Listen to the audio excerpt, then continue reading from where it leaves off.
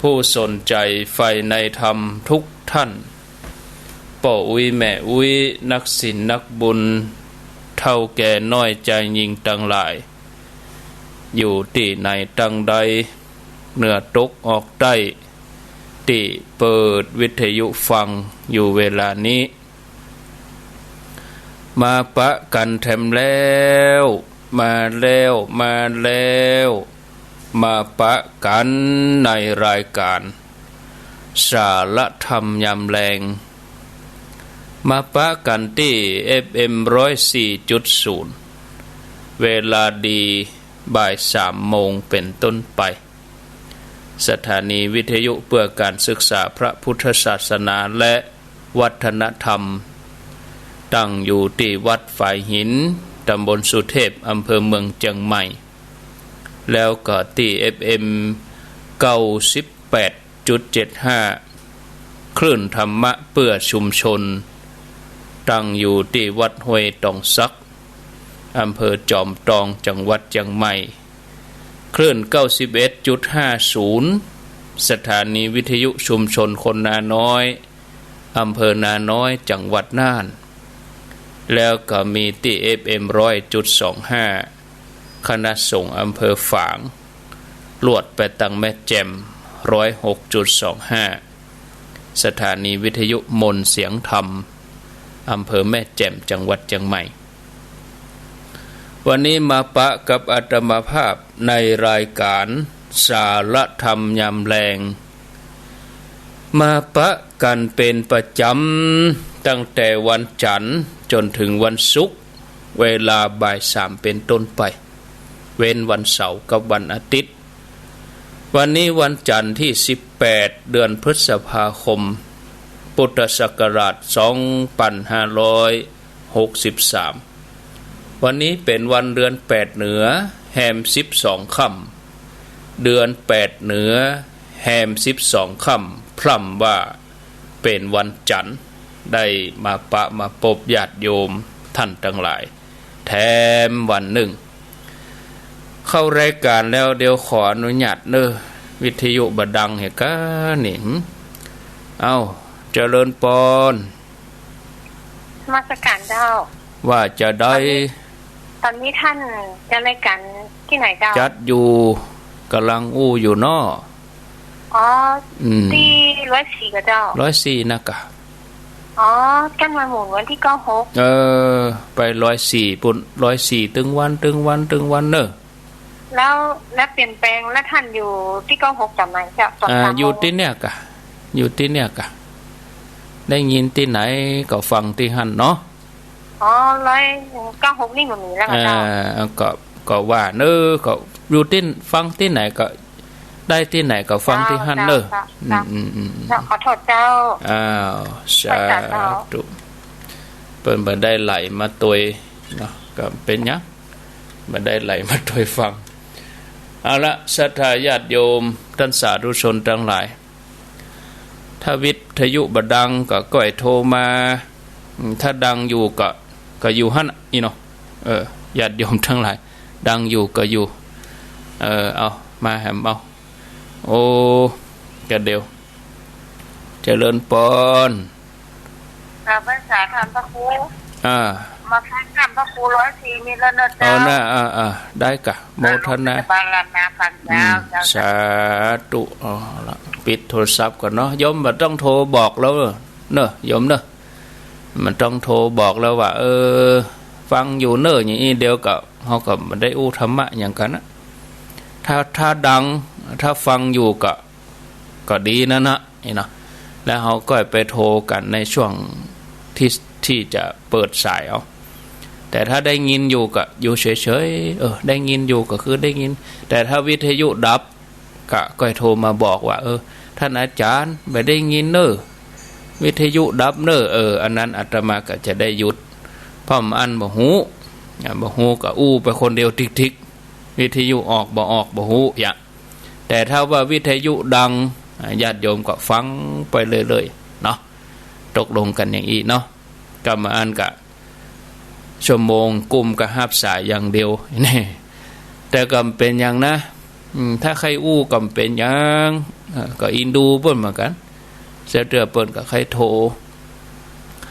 เอามาปะกันกะวันนี้วันจันทร์ก็ติดตามกันที่เนี่ยกะวันจันทร์ถึงวันศุกร์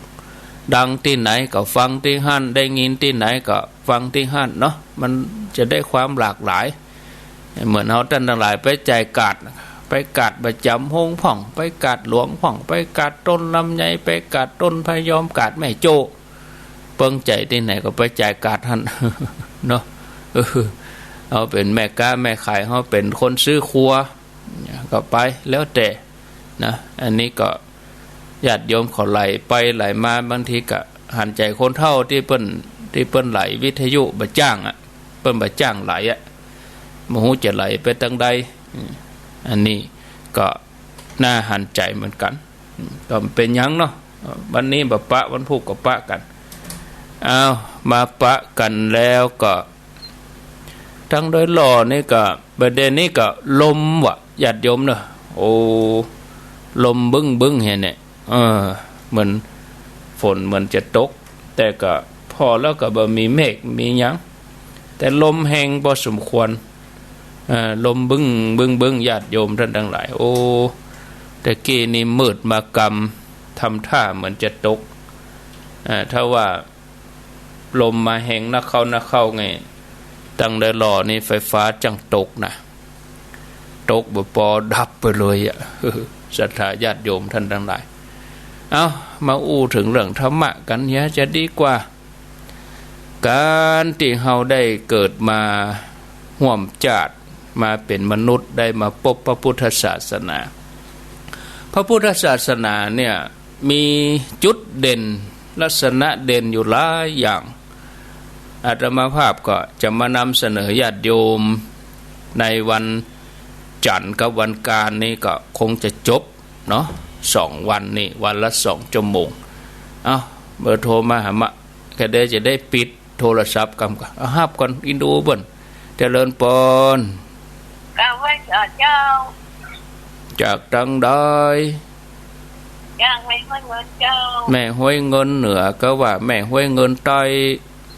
แม่ห้วยเงินใต้เจ้าแม่ห้วยเงินใต้อุ้ยชื่อหยังขัน96แล้วเจ้าอุ้ยชื่อหยังอุ้ยชื่อจันทาเจ้าจันทานามสกุลหยังนามสกุลสิทธิปัญญาเจ้าสิทธิปัญญาอายุเท่าใดอุ้ย72เมื่อเดือนนี้ได้ยินเฮาอยู่ก็ฟังก่อนเจ้าฟังขึ้น96เจ้าเดือนนี้ยังฟังเฮาฟัง104เพีย104มึงกะเจ้าไหลไปโดยปุ่นกะไปปะกัน104ปุ่นกะไปปะกันที่104ปุ่นเดือนนี้ก็อู้อยู่เนาะอุ้ยเนาะคนเฒ่าแม่ห้อยเงินรถขบวนนี้ก็ไปเรื่อยๆไฟฟ้าทางงานปุ่นก็ดับไฟฟ้าทางงานเมืองฝางไฟฟ้าดับก็อินดูคนเฒ่าก็ญาติโยมวันนี้วันแรกก็อดที่จะรับโทรศัพท์ไปก่อนเนาะแต่เปิ้นไหลไปจะฟังทางนั้นได้ฟังก็เปิ้นใครฮู้คำตอบเปิ้นก็ไหลมาอันนี้เขาก็แนะนำเปิ้นให้ไหลคลื่นไป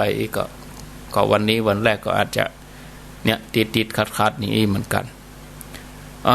ว่ากันไปญาติโยมมนุษย์เฮานี่บางทีก็มีความสุดตรงเหมือนกันความสุดตรงนี่มี2 อย่าง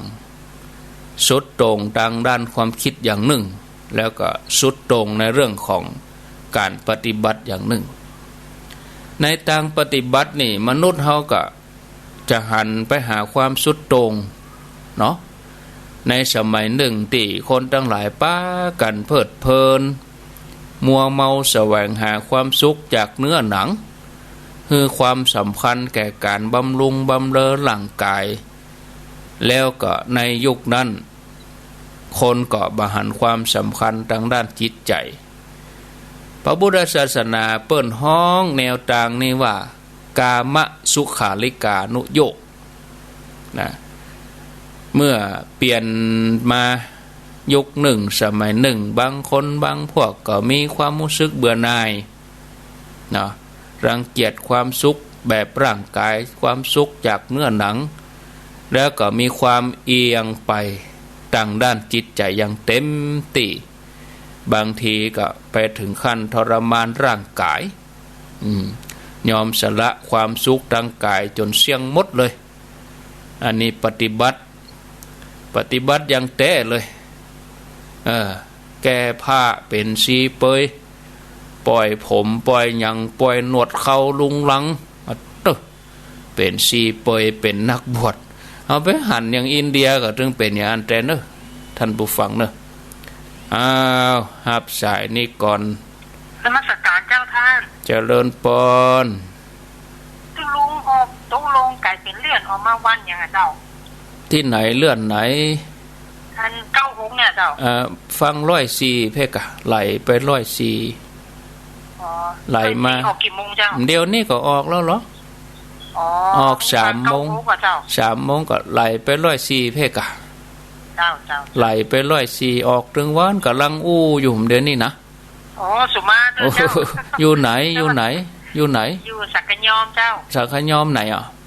สักกะยอมสันทรายก็ฮับได้กับ100%กะเจ้าฮับได้อยู่ก็ไหลไปกะเดียวนี่นะเจ้าก็ดึงบอกว่าอันจะไปกินกับก๋วยเตี๋ยวมากินข้าวผัดพองร้านก๋วยเตี๋ยวพิษก็ไปร้านข้าวผัดกะอันนี้มันร้านก๋วยเตี๋ยวพิษก็ไปยืนสั่นงอนเป็นปิอยู่หั่นนี่ไปละเจ้ามันอยากกินข้าวก่อนสวัสดีเจ้าสวัสดีเนอะ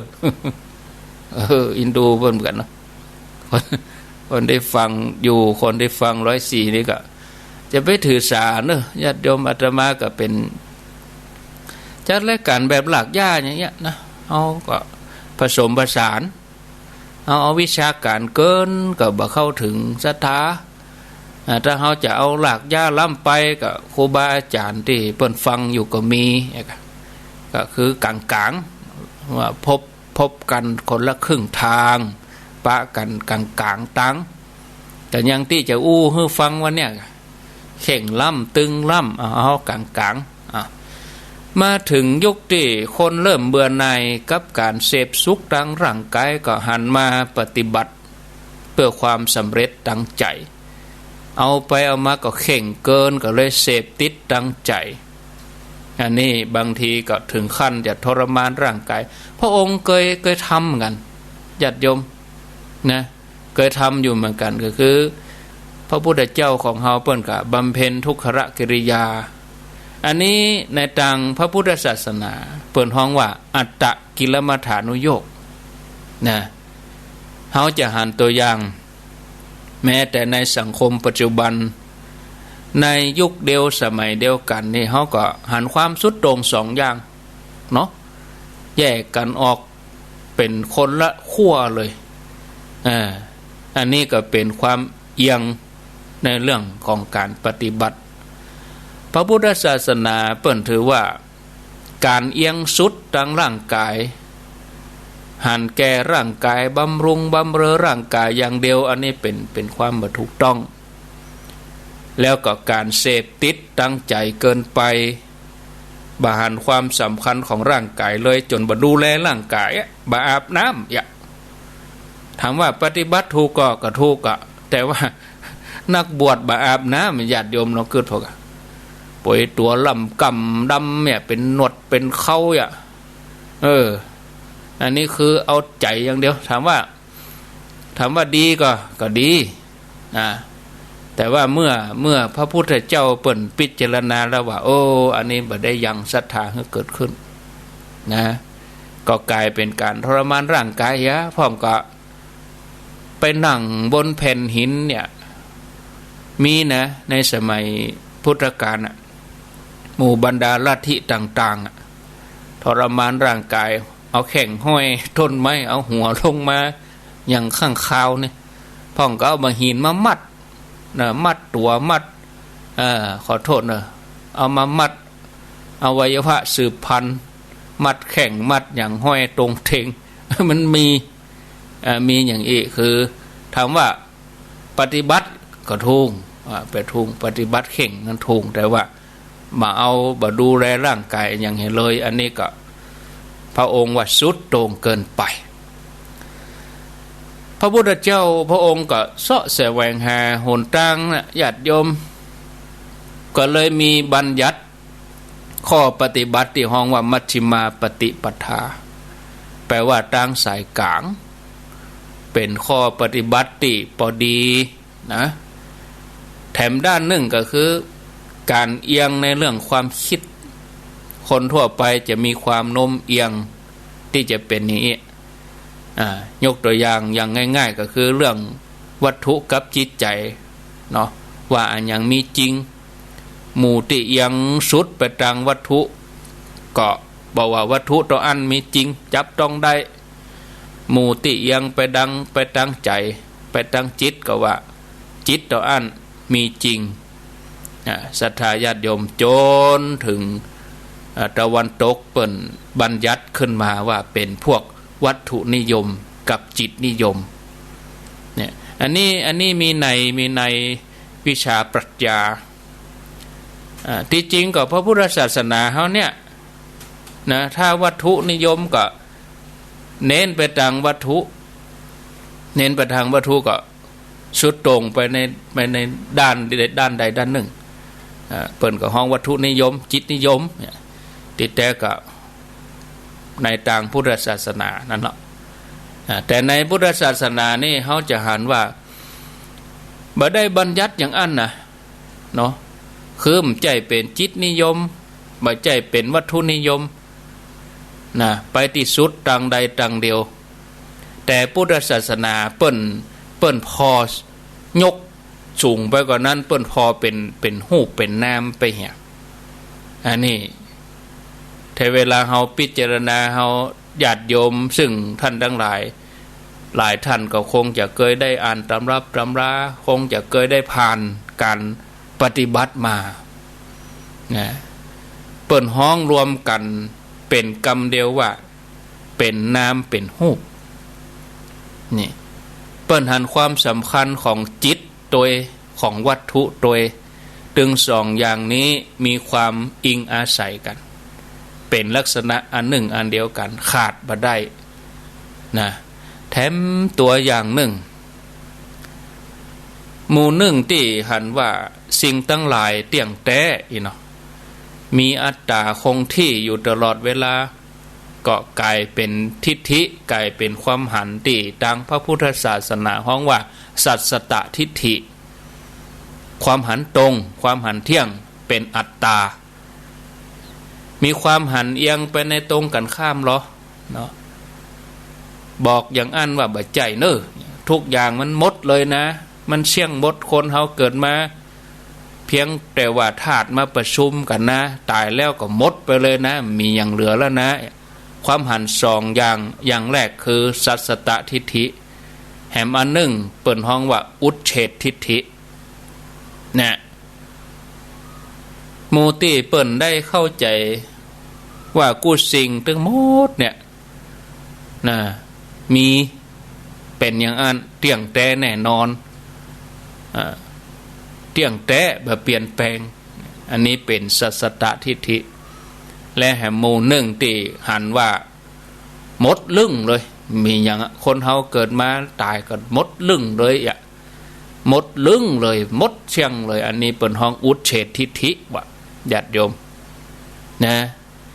แล้วก็ยังมีแหมหมู่หนึ่งค่ะที่ว่ามาสองกลุ่มเนี่ยบ่จริงบ่แท้อีน่ะก็ยังแยกออกมาแถมอันนี้เปิ้นห้องว่าเป็นสัพพันธิกะทิฏฐิหมู่ที่ว่าบ่มีอันยังสักอย่างก็เป็นนัตถิกะทิฏฐินะอันนี้พอจะเป็นตัวอย่างเนาะคนเฮานี่นะญาติโยมทั้งหลายมีความโน้มเอียงที่จะกึดที่จะหันเอียงหรือว่าไปสุดตรงตามแนวความคิดเกี่ยวกับสัจธรรมอย่างที่ว่ามาแต่พระพุทธศาสนาพระพุทธเจ้าเปิ้นสอนว่าความจริงก็คือสัจธรรมเนี่ยเนาะ เดนเนอร์วันนี้วันแรกเนาะตอบเปิ่น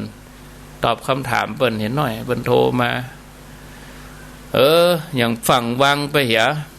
โทรมาแล้วก็กดกำลังจะหับวางไปเสียวะมันจะขาดตอนน้อยเป็นอย่างนะโยมเนอะทดสอบใจตัวเองไปตัวนะพอดีกับอินดูเปิ้นเสร็จกับคนเท่าไหลวิทยุมาโอ้บดละด้วยรอนี่บดละเนาะเอาเจริญปอนว่าจะได้ปฏิเจ้าเจริญปอนว่าจะได้อยู่ที่ไหนยายอยู่สันกำแพงเจ้าสันกำแพงบ้านหยางบ้านหนองกงเจ้าหนองกงแล้วโทรมีหยังกาโทรมาป่าออกวิทยุกับเจ้าออกกะยายออกที่ฝ่ายหินเพศอะออกที่โมงกับเจ้าเดี๋ยวนี้ก็ออกแล้วเหรอออกเวลาปกติบ่ายสามวัดปากเพชรออกมาเจ้าเฮาปากตังเจริญแล้วก็ไปฟังที่ฝ่ายหินนะฟังฝ่ายหิน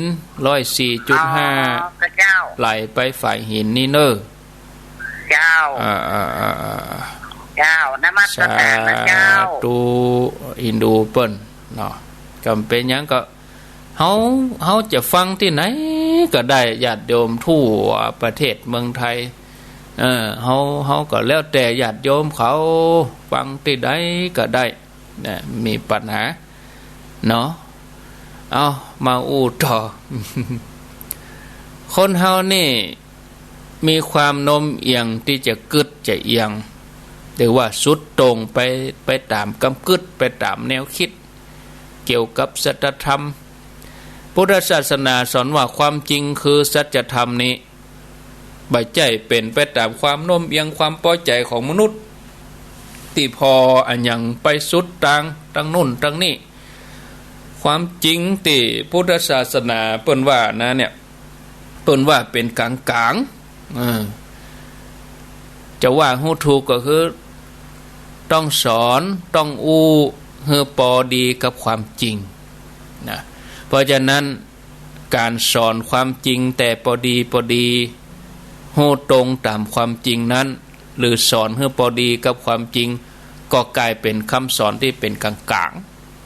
ตามแนวทางพุทธศาสนาพุทธศาสนาสอนความเป็นกลางในทางปฏิบัติฮ้องว่ามัชฌิมาปฏิปทาส่วนในแง่ของความเป็นจริงหรือว่า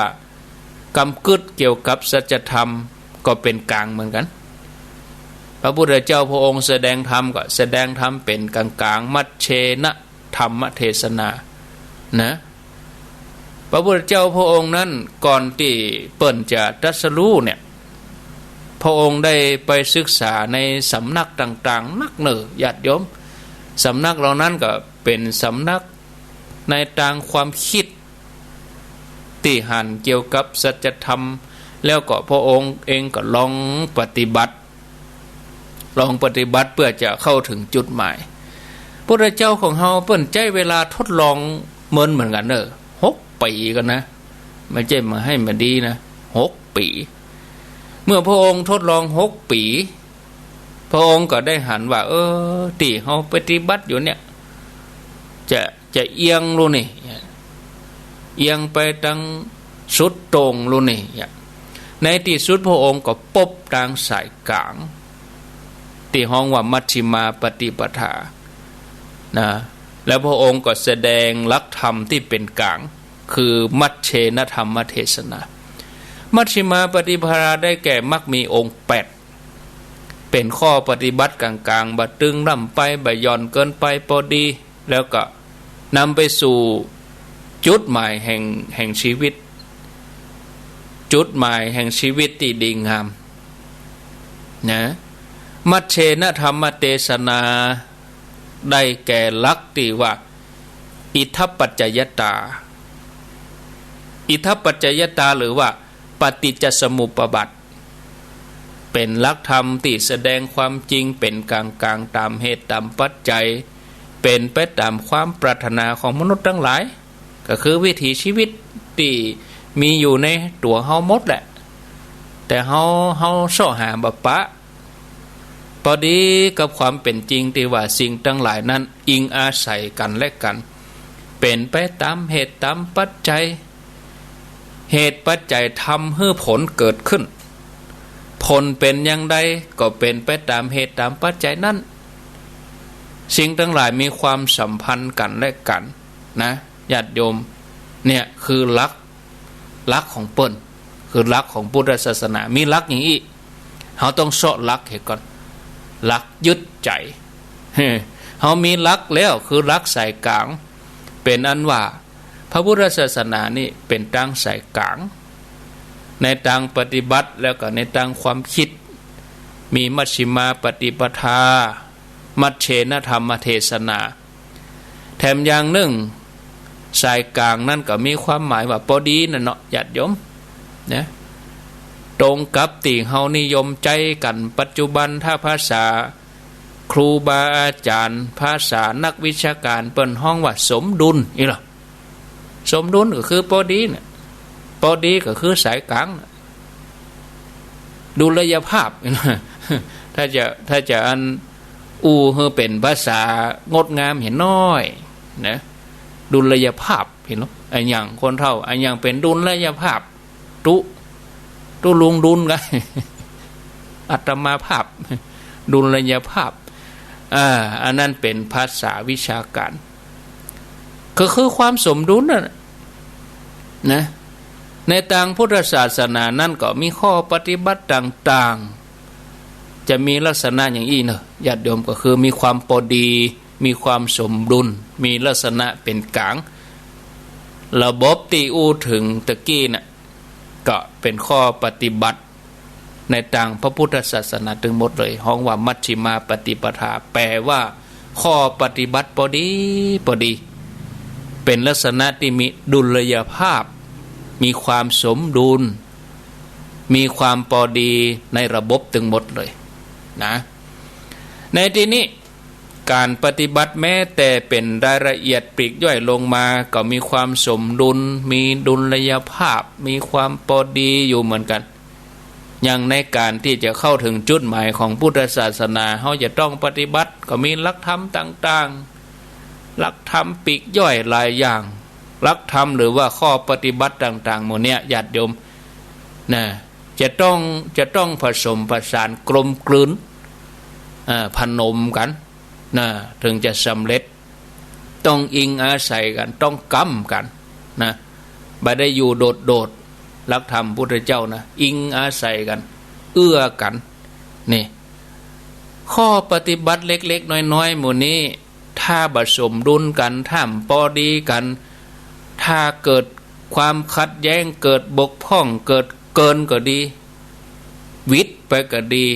ออกนอกทางก็ดีอันนี้มันใจละบัจจัยแนวของพุทธศาสนาแล้วนะเรื่องที่เปิ้นเน้นกันเนี่ยก็คือเรื่องอินทรีย์เนาะเดี๋ยวกันเนอะญาติโยมวันนี้นี่จะเป็นอย่างเงี้ยเนาะก็ต้องขออภัยเจริญพรไม่สาเจ้าก็ลงออกรายการที่ไหนประเดี๋ยวเนี่ยออกที่104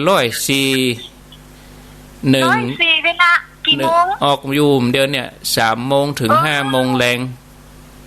เดี๋ยวจะไหลโทรหาคนเด้อไหลแม่อยู่ไหนข้าเจ้าอยู่บ้านหนองไหวแต่บ่แม่แฟกเจ้าก็ได้อยู่กะแม่แฟกแม่แฟกสันทรายก็ว่าแม่แฟกไหนสันทรายเจ้าก็ได้กะไหลไปที่3 โมงถึงเท่าไหร่3 โมงถึง5 โมงแรงทุกวันน่ะกะเจ้าแล้วก็จะได้ว่าย้ายกันแฮตุลุงอาตมาไม่ทราบได้เนาะคนว่าเจ้าใจหายโมนะตุ๊ท่านวิชิตศิลปพรก่อย้ายอาจารย์ณัฐพลก่อย้ายก็ว่ากันไปนี่แม่ไหลมาเพ่กะไหลช่องหากะเนาะเจ้าใช่ไหลช่องหาเนาะเจ้าโทรกิจกำลังใจนะเจ้าใช่มันบ่ม่วนใจไปแย่ว่าเววังเวงยังไงกับหมูนะวังเวงละบ่วังเวงแล้วไหลไปเลยเจ้าได้เจ้าไหลเนาะไม่วิเวกวังเวงแล้วเว้ยคนเฒ่าเปิ้นตั้งหลาย ก็ได้ประมาณทักสัปดาห์นี่คงจะไหลมาได้อะอันที่มันกำลังเซาะกันอย่างมอกไปเซาะให้ถอบได้กันฮะโอ้ป้าเฮ้ยเขาคุยไปแล้ววันนี้ป้าพวกเขาไปแถมมันนะเห็นหน่อยเนาะอ้าวคือที่เปิ้นเน้นกันนี่ก็คือว่าเน้นอินทรีย์ห้าอินทรีย์ห้าสำหรับผู้ปฏิบัติธรรมที่เปิ้นจะต้องเน้นเปิ้นต้องมีสมถะสมถะในภาษาพระว่าสมถะนั่นก็คือความพอดีนะครับความพอดีก็คือความสมดุลหรือว่าดุลยภาพนะจะห้องอย่างใดก็ได้เนาะดุลยภาพความพอดีระหว่างสิ่งที่มาเกี่ยวข้องกันอันนี้เปิดห้องว่าอินทรีย์ถึง5ญาติโยมที่เป็นนักปฏิบัตินักศึกษาญาติโยมจะต้องฟังเฉพาะตอนนี้นะเขาจะไปเอาจิตไปตั้งหน้าไปดักตั้งหน้าเถอะ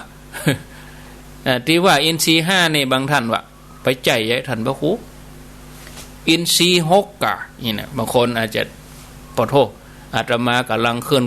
กอาบางคนไปว่ากาปุละอาตมากำลังว่าบอกว่ากอไก่สระอาบางคนก็ปุ่นไปว่ากาปุ่นละจะไปกาเถอะกอไก่สระอานะจะไปว่าเถอะฟังปัจจุบันนี้ก่อนเนาะศรัทธาญาติโยมมาว่ากันต่อเนาะญาติโยมท่านทั้งหลายอินทรีย์5นี่ก็คือว่าอย่างอินทรีย์5ก็ได้แก่ศรัทธาเนี่ยศรัทธาวิริยะวิริยะสมาธิปัญญาขาดสติไปตัวศรัทธาวิริยะสติสมาธิปัญญาที่ว่าข้ามไปตัวนี้คือข้ามตัวสติก็มาพอแมวนี่ก็แมวก็นี่มานั่งพอหน้าเขาเนี่ยหือ แมวมันวิดมายองเก้าอี้ปอกซอกแล้วก็มานั่งพอหน้าแปลงตาหมับเขาก็พอหน้ามันแมวตัวนี้ตัวยกมือขึ้นกับไป เพราะว่าที่อาตมาจัดรายการนี่เป็นกระจกกูเตือนนี่ปิดประตูแต่วันนี้เปิดกระจกคือมันแจ้งแล้วก็ตั้งนอกนี่เป็นโต๊ะเอาไว้รับแขกโยมเปิ้นมาอันนี้ก็แมวเตียวมาโดดยองเก้าอี้ปอกซอกเขาก็พอแมวนี่ก็นั่งพออยู่นี่ เขาก็เมาพอแมวไปอินทรีย์หายไป เอาสติไปอยู่ที่แมว อินทรีย์5คือศรัทธาวิริยะสติสมาธิปัญญาทำถึง5นี่เปิ้นต้องสมถะกัน สมถะคือเกี่ยวข้องกันพอดีสมดุลกันพอดีนี่เนาะเปิ้นเอื้อกันดูศรัทธาก็ต้องพอดีกับปัญญาถ้าศรัทธาแห้งไปก็เจือง่ายเกินงมงายปัญญาเกินไปศรัทธาบ่สมดุลก็มีเป็นคนขี้สงสัยแถมมะฟุ้งไปคิดฟุ้งไป อันยังก็ปฏิเสธให้หมดก็เลยปัญญาเกินไปศรัทธาหย่อนไปเนี่ยเดี๋ยวก่อนเนาะเอาไปสาเจ้าปะแล้วเจ้าโอ้ปะแล้วบ่เจ้าใจดีบ่ล่ะชอบเฮ็ดทอปะแล้วบ่เจ้าบ่เคยฟังไว้สิเตือนลูกก็มาเหี่ยกะมานี่เหี่ยวันพุธเป็นกำลังใจเจ้าวันพุธก็มาที่นี่เนอะ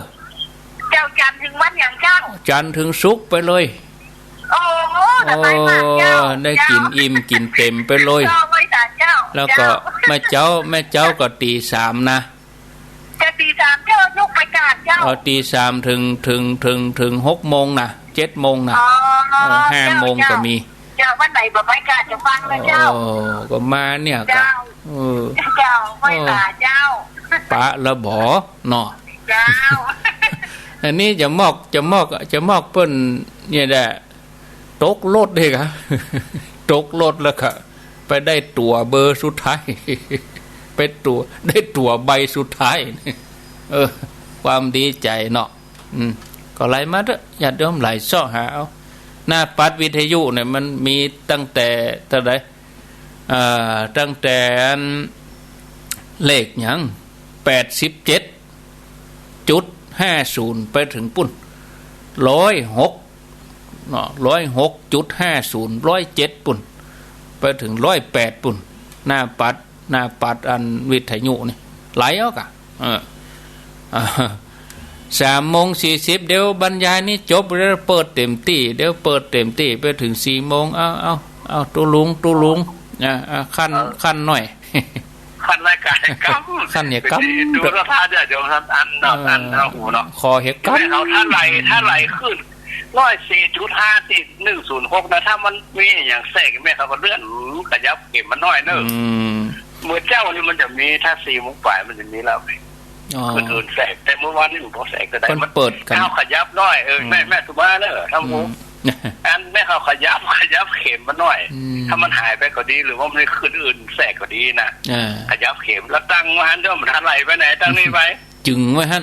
104.5จึงไปฮั่นมันอยู่ฮั่นมันอยู่ฮะได้จะไปอันบอกคือหลวงพ่อท่านเจ้าคณะตำบลโดยท่านพระครูที่ทำรัฐโดยพอจึงเนอะ4.5แล้วนะปักลักไว้ปักลักไว้เนอะ4.5เนอะพอเอาไปดูแต่ซ้อเนาะตะกี้แม่บุญยอมก็โทรมาหา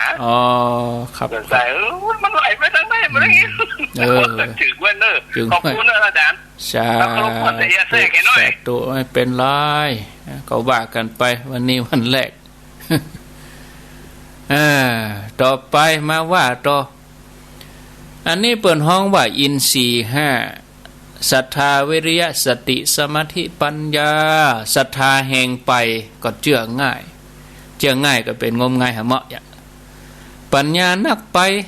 บ่มีศรัทธามาเป็นตัวสมดุลมาเป็นตัวทวงดุลไว้เอาศรัทธามาทวงไว้หน่อยถ้ามีปัญญาเกินศรัทธาย่อนอีเนาะก็เป็นคนขี้สงสัยกึดฟุ้งนะหาอะไรยัง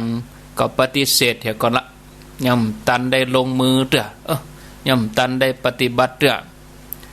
หรือระหว่างวิริยะกับสมาธิวิริยะคือความเปลี่ยนถ้ามีความเปลี่ยนนักลำไปเนาะสมาธิก็น้อยก็จะกลายเป็นความเครียดแล้วก็ฟุ้งซ่านไปถ้าความเปลี่ยนมีน้อยสมาธินักก็เพลิดเพลินสบายหะเหมาะติดสมาธิหะเหมาะนะก็อาจจะทำให้เป็นคนที่ขี้ค้านไปก็ได้เอาเดินจงกรมบ่เดินผมชอบนั่งนะชอบนั่งสมาธินะเนี่ยเดินพ่องกัดสลับเดินบัดสมาธิบ่มีก็ขอนั่งนะติดนั่งอย่างเดียวเป็นได้ครูบาอาจารย์เวลาเฮาไปปฏิบัติในเปิ้นเฮือสลับกันบันลังหนึ่งก็เอาเกิงกันเนี่ยนั่งเหียเกิงเดินเหียเกิงเนี่ยเปิ้นเฮือเสมอกันเปิ้นบ่เฮือเป็นเน้นอันใดอันหนึ่งฉะนั้นเนี่ยญาติโยมเฮาต้องมีความพอดีระหว่างวิริยะกับสมาธิมีความพอดีระหว่างศรัทธากับปัญญาโดยมีสติเป็นตัวควบคุมใหญ่เลยอันนี้เปิ้นฮ้องว่าสมถะนะข้อปฏิบัติต่างๆในพุทธศาสนาจะต้องมีความสมดุลกันเนอะนะอันนี้นะมีข้อปฏิบัติแต่ละอย่างก็จะต้องมีความพอดีกันคือมีความพอดีในการปฏิบัติแต่ละอย่างอย่างเขาจะกินข้าวเขาจะกินข้าวเขาก็ต้องรู้จักพอดีพอประมาณรู้จักพอดีในการรับประทานอาหารถ้าเขารับประทานอาหารเขากินข้าวบ่พอดีมันก็เกิดโทษแก่ร่างกายแทนที่จะได้สุขภาพแทนที่จะได้กำลังก็เสียสุขภาพบางทีก็ไปอาจจะไปทอนกำลังให้อ่อนแอลงไปก็ได้นะฉะนั้นท่านผู้ฟังสาธุชนคนดีทั้งหลายท่านเปิ้นถึงสอนท่านในที่นี้หมายถึงครูบาอาจารย์หมายถึงนักปราชญ์บัณฑิตทั้งหลายเนี่ยก็สอนให้เฮามีความรู้จักประมาณในการบริโภคโดยทั่วไปเฮาจะหันว่าลัก พระพุทธศาสนามีทุกระดับเรื่องของความพอดีนี่นะคือความเป็นสายกลางฉะนั้น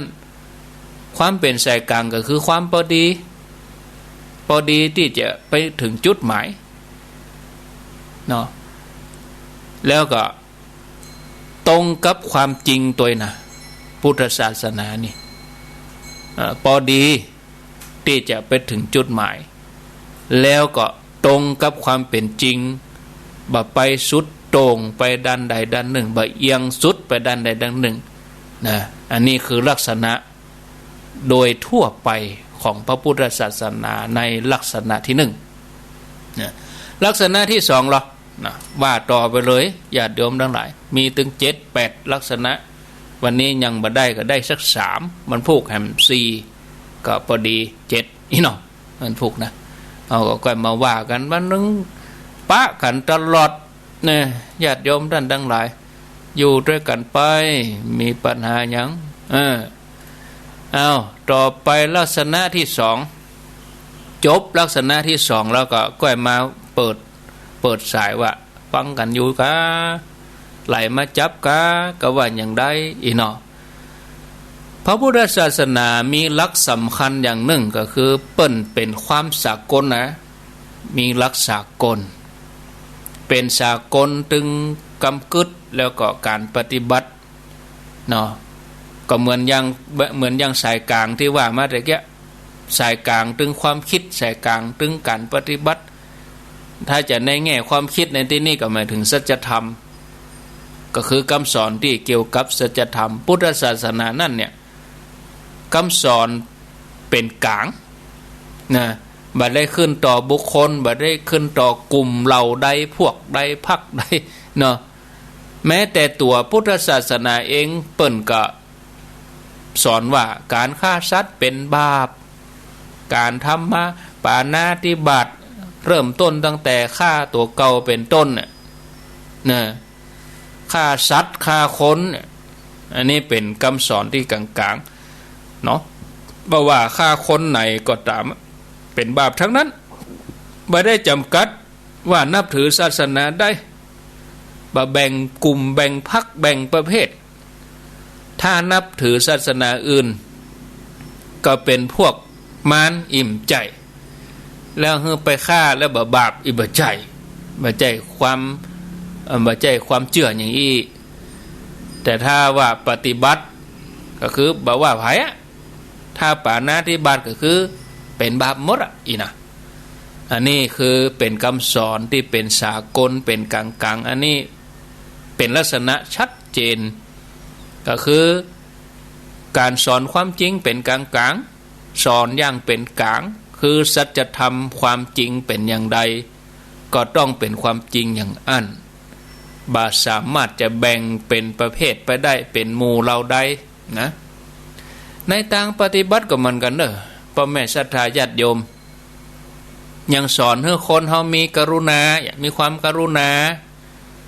อยู่ด้วยกันให้กรุณากันเด้ออันนี้ก็สากลเนาะมึงอ่ะเฮามีเมตตาต่อกันมีความกรุณาคือความอินดูกันความเมตตาคือความหันใจเมตตาความฮักใคร่อินดูหันใจกันเนี่ยเมื่อสอนว่าการปาณาติบาตการฆ่าสัตว์ตัดชีวิตเป็นสิ่งบดีเป็นโทษเนาะเพราะมีความจริงเป็นสากลว่าสัตว์ทั้งหลายฮักสุขเกลียดทุกข์ก็จะต้องมีความกรุณาเข้ามาใส่แหมนี่เนี่ยญาติโยมแล้วก็สอนให้เฮาเผื่อแผ่ความกรุณาแก่สรรพสัตว์ทั้งหลายทั่วกันหมดเลยมนุษย์เฮานี่ก็ถือว่าเป็นสัตว์เหมือนกันสัตว์โลกสัตว์ที่อยู่บนโลกสิ่งที่มีชีวิตอยู่บนโลกเนี่ยเปิ้นฮ้องว่าสัตว์หมดอะขอโทษนะสรรพสัตว์ทั้งหลายสรรพสัตว์กับมนุษย์เฮาก็คือสัตว์หนึ่ง2 เท้าสัตว์2 เท้าที่กินข้าวเป็นอาหาร ไก่ก็เป็นสัตว์2 เท้าที่กินข้าวเป็นอาหารเนาะแมวเป็ดแมวงัวควายงัวก็เป็นสัตว์มี4 เท้ามนุษย์เฮาก็เลยเป็นสัตว์ มีคำสอนในพุทธศาสนาเพราะว่าสัตว์โลกเป็นไปตามกรรมก็เขาก็เป็นสัตว์มนุษย์เขาก็เป็นสัตว์เขาก็ต้องอยู่ภายใต้กรรมคือการกระทำเนี่ยเมื่อเขาอยู่ด้วยกันเขาก็มีความกรุณาต่อสรรพสัตว์ทั้งหลายตั้งตนแต่มนุษย์ก็ต้องมีความกรุณาต่อมนุษย์ด้วยกันเนาะบ่มีการไปแข่งแย่งชิงดีชิงเด่นแบ่งพรรคแบ่งพวกแบ่งเชื้อชาติแบ่งศาสนาก็ถึงเวลาเขาก็ตายเหมือนกันนะมึงเหรอมนุษย์เขาเนี่ยจะไปมีอะไรอย่างใครจะไปใหญ่เกินกรรมเนาะญาติโยมทั้งหลายในแง่ของสัตว์โลกด้วยกันก็เพื่อแผ่ความกรุณาแก่สัตว์ทุกประเภทบ่ใช่เฉพาะมนุษย์ด้วยกันเท่านั้นอันนี้ก็เป็นเรื่องของความจริงสากลของพระพุทธศาสนานอกจากนั้นพุทธศาสนาเพิ่นก็ยังแสดงธรรมเป็นกลางๆบ่ได้บังคับให้ทำบ่ได้ขู่ว่าถ้าบ่ทำจะลงโทษเนี่ยยังศีลเนี่ยยังวันศีลเนี่ยถึงเวลาแห่งวันนี้วันที่18แห่ง2วันศีลนี่จะต้องอย่างนั้นต้องอย่างนี้เนี่ยบ่ได้บังคับหรอกสมัครใจเอาอย่าแต่มารณรงค์ให้ญาติโยมเขานุ่งขาวก็สมัครใจเอามันได้บังคับหรอกไผจะเชื่อหรือบ่เชื่อก็บ่ได้บังคับไผสอนให้ฮู้ว่าความจริงเป็นอย่างนี้เมื่อความจริงเป็นอย่างนี้เฮาพิจารณาตัวเฮาทำแล้วเฮาเกิดผลดีแต่นะเฮาพิจารณาก็จะหู้ด้วยตัวเองพิจารณาด้วยสติปัญญาของตัวเองนะต่อไปลักษณะที่3โอ้ได้3อยู่กันนี่เนาะได้3เหลือเวลาตึงชั่วโมงได้สัก4ก็ยังดีเนาะตอนพวกเขาก็จะมาว่าแถมลักษณะของพุทธศาสนาเนาะศรัทธาญาติโยมท่านผู้ฟังลักษณะที่3จำได้ล่ะญาติโยมจำเห็นลักษณะของพุทธศาสนาที่เขาเคารพนับถือที่เขาปฏิบัติกันถึงวันนี่นะอันที่1คือกลางอันที่2สากลนี่เด้อง่ายๆจำง่ายๆพุทธศาสนาเนี่ยมีลักษณะพิเศษอันที่1เนี่ยเป็นกลางๆนะมัชฌิมาปฏิปทาเนี่ยลักษณะที่2ก็คือเป็นสากลนะเป็นสากลก็คือเกี่ยวข้องกันสมดุลกันนะอิงอาศัยกันเนี่ยเนาะลักษณะที่3ก็คือว่าพอดีกันประกอบไปด้วยธรรมกับวินัยหลักธรรมกับวินัยนี่ก็เป็นชื่อหนึ่งของพระพุทธศาสนาบางครั้งเขาก็ห้องพระพุทธศาสนาว่าพระธรรมวินัยก็ต้องมีถึง2อย่างเนี้ยถึงจะเป็นพระพุทธศาสนาโดยสมบูรณ์ถ้ามีอย่างใดอย่างหนึ่งก็บ่ครบอีนะเนาะในโลกปัจจุบันนี้หรือว่าโลกที่ผ่านมาก็ตามก็จะต้องบางทีก็ถกเถียงกันเหมือนกันนะถกเถียงกันอยู่เสมอว่าคนกับระบบอย่างไหนสำคัญกว่ากันบางคนบอกว่าบุคคลสำคัญระบบบ่สำคัญบางคนบอกว่าระบบสำคัญบุคคลบ่สำคัญระบบเป็นอย่างไรคนก็จะเป็นไปตามนั้นอีเนาะพวกหนึ่งบอกว่าปัจเจกชนคือเป็นบุคคลนะส่วนบุคคลนะสำคัญสังคมเกิดจากปัจเจกชนเนี่ยคำว่าปัจเจกชนก็คือคนนั้นอาตมานี่เป็นปัจเจกคนปัจเจกชนมันเป็นภาษาเนาะแต่อู้ง่ายๆก็เป็นคนน่ะสำคัญนี่เด้อคนอย่างใดสังคมอย่างนั้นเนี่ยสังคมจะเป็นอย่างใดก็แล้วแต่ว่าขึ้นอยู่กับคนถ้าทำให้คนดีได้สังคมก็จะดีไปโดยแล้วแถมหมู่หนึ่งก็บอกว่าสังคมก็สำคัญอีนี่คนเฮานี่ถูกล่อหลอมจากสังคมลูกทำให้สังคมดีแล้วคนก็จะดีไปด้วยอีนะสังคมก็คือสิ่งแวดล้อมเฮานี่นะในแง่ของสาระกับรูปแบบหมู่ที่บอกว่าสาระสำคัญรูปแบบบ่สำคัญเนื้อหาสำคัญกว่า รูปแบบเป็นเพียงเปลือกนอกนี่นะบางพวกก็บอกว่ารูปแบบก็สำคัญนะรูปแบบนี้เป็นเครื่องกำหนดเนื้อหาลูกเถียงกันอยู่อันหมูจักจบสักเสียงสักเตือท่านผู้ฟังญาติโยมในการฝึกปฏิบัติก็เหมือนกันเนอะหมู่หนึ่งบอกว่าด้านในใจสำคัญด้านในของจิตใจสำคัญต้องฝึกจิตใจฝึกจิตฝึกใจแล้วกูยังก็จะดีไปเองนี่เนาะร่างกายภายนอกสำคัญเราได้เนี่ยแต่แถมหมู่หนึ่งบอกว่าสำคัญที่วัตถุภายนอกเพราะจิตใจนี่เป็นที่อาศัยของวัตถุเกิดจากวัตถุถ้าทำภายนอกดีสิ่งแวดล้อมวัตถุดีมีความเจริญทางวัตถุพร้อมเศรษฐกิจดีจิตใจก็จะดีอีนะคนจำนวนนักเปิ้นเถียงกันอย่างนี้หรอแม้แต่ในเรื่องของสมัครใจกับบังคับเนี่ยอย่างไหนจะดีอย่างเดียวเนี่ยเปิ้นเฮียนออนไลน์สมัครใจก็ได้บังคับก็ได้มันก็แกมบังคับเนาะเฮียนออนไลน์ครูก็ตุกอยู่เนี่ยครูก็ได้เอารถไปเอวพอนักเรียนเฮียนก็บ่เฮียนก็แล้วไปนักกับพ่อแม่แต่เราอ่อนน้อยมานั่งพอออนไลน์สมาธิเขาก็ประมาณสัก20 นาทีเลย20 นาทีไปเสาะที่เล่นละแต่ถ้าเขาไปอยู่แต่ครูเนี่ยเปิ้นเนี่ยเฮียนด้วยกันในห้องเนี่ยเขาก็ระเบียบวินัยก็บังคับในตัวแต่ประเด็นนี้แม่สมมติว่า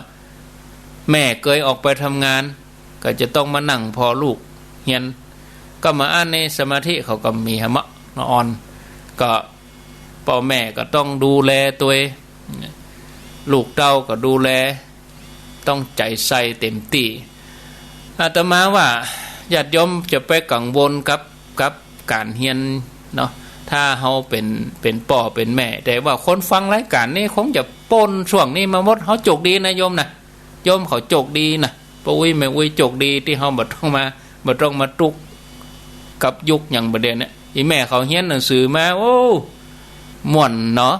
แล้วมาจับเราอ่อนแบบนี้เฮาอินดูเขาเหมือนกันนะแต่อินดูเขานั่นเนอะโอ้เนี่ยได้มันเนาะเป็นไปตามนั้นไปเฮียนวิชาชีวิตดีกว่าโยมไปเฮียนวิชาเกษตรเอาไปปลูกผักอย่างนี้เนอะไปนั่งกาดไปตัวแม่ไปตัวแม่ไปนั่งกาดเนาะเฮียนวิชาชีวิตดีกว่าแล้วแหมสักเดือน2 เดือนถ้าเปิดเทอมมาก็ไปเฮียนวิชาการนี่มันเฮียนกันได้นะวิชาชีวิตวิชาที่จะเอาตัวรอดนี่ก็ในอย่างโควิดเนี่ยละอ่อนเนี่ยยำทุกเนี่ยเนาะแต่ถ้าเขาสอนเขาอ่อนบางคนนี่มันนะว่าไปกัดไปอย่างเขาบาวิตกอย่างหล่อต่างกับเราอ่อนที่บ่ได้ฝึกเนี่ยพ่อแม่เขาไม่ได้ฝึกลูกดึงเข้าก็บ่จ้างลูกขวายอย่าพ่อแม่บ่อยู่นี่แปลว่ากั้นเข้าปุ้นของกินเขามีปุ้น24 ชั่วโมงเนี่ยมันเป็นอย่างนี้เราต้องฝึกเขาวิชาชีวิตวิชาที่จะมีชีวิตอยู่ได้เนาะอันนี้ไหนๆก็ไหนๆจะโทรก็โทรละ4 โมงแล้วก็เดี๋ยวก็มาว่าต่อโทรศัพท์บุญมายุน0998366322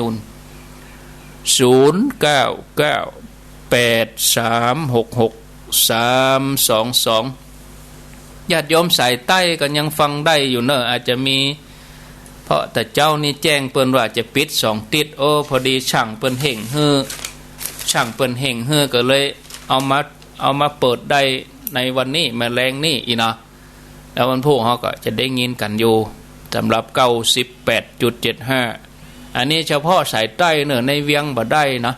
ตั้งแต่ตาลี่ล่องใต้ไปตาลี่บ้านฮงเวียงหนองลองจอมตองฮอดอมก๋อยนี่นะอันนี้เดี๋ยววันพรุ่งจะต้องแจ้งนะฮับสายก่อนเจริญปนท่านพระครูเจ้าจากตังใดถ้าสันซ้ายแม่โจเจ้าสันซ้ายแม่โจได้ยินชัดก่อใครถามกำกับเก่าๆน่ะถามว่าเจนก่อนๆมาน่ะก็บ่ได้หันเปิ้นว่าที่ เปิ่นวางผ้าวางอย่างนะเจนเหมาะเจนมอนนี่บหันแล้วประเดี๋ยวนี่เป็นวางผ้าเนี่ยมันหมายถึงอย่างใดนี่นั้นสมัยฮะจะถามเขาเนี่ยบางสุกุลชบกะมันเป็นเงินเปิดค่ะเจนก่อนที่เขาบหันเนาะเปิดฝังเนาะแล้วประเดี๋ยวนี้มันเป็นแต่ก่อนนี่ได้ยินเปิ่นว่าตู้น้ำผ้าจุ๋งแล้วประเดี๋ยวนี้โอ้วางผ้ากันปดโรเป็นของว่าเล่นเนาะเจ้านายละร่อนเนาะถ้าอย่างได้มันจะเงินเปิดกะเงินเปิดก็เดี๋ยวจะร้องจะอู้ให้ฟังเงินเนาะเจ้าเนาะแม่ก็มองด้านนี้เนาะมุมมองด้านหนึ่งเนาะกูเตือเฮาไปก็นักเหมือนกันนะบัดโธ่ตัวเจ้าเนี่ยเตียว2 รอบ 3 รอบนักอ่ะเจ้าบางคนนี่ผลกระเท่าหน่อยเขาย่อมบักกินเนี่ยขัดนอนแล้วก็อย่าบางคนก็จมนะทุกเจ้านะมาได้กับเผายังนึงนั่งอยู่นะอย่าสึงสั่งนึงนั่งอยู่ฮะนี่แต่ได้ยินชัดก่อนนี่ได้ยินชัดก่อนชัดเจียวก่อนได้ยินชัดเหมือนกันนะเจ้ามันผูกมาเจ้าป้ากันที่เนี่ยเนอะตี 3แม่แรงกับบ่าย 3สาธุสวัสดีแม่โจเจริญปนเจ้าไว้ต่อเจ้าจากตังใดจากเมืองฝางเจ้าได้ยินแล้วบ่ไฟฟ้าดับนะแม่เจ้าลูกปืน3 โมงของมันมีไฟฟ้าดับแม่ไฟฟ้าดับมาได้ยิน4 โมงป่ายเพ่เนาะแม่อยู่บ้านไหนเมืองฝางบ้านแจงหัวลิ้นเจ้าแจงหัวลิ้นเมืองฝางก็มีเจ้าเอาท่าโลแจงหัวลิ้นเมืองฝางบดมืดก็เดี๋ยวนี้บดเจ้าโดยรอนี่บดเดี๋ยวนี้นะที่นี่แจ้ง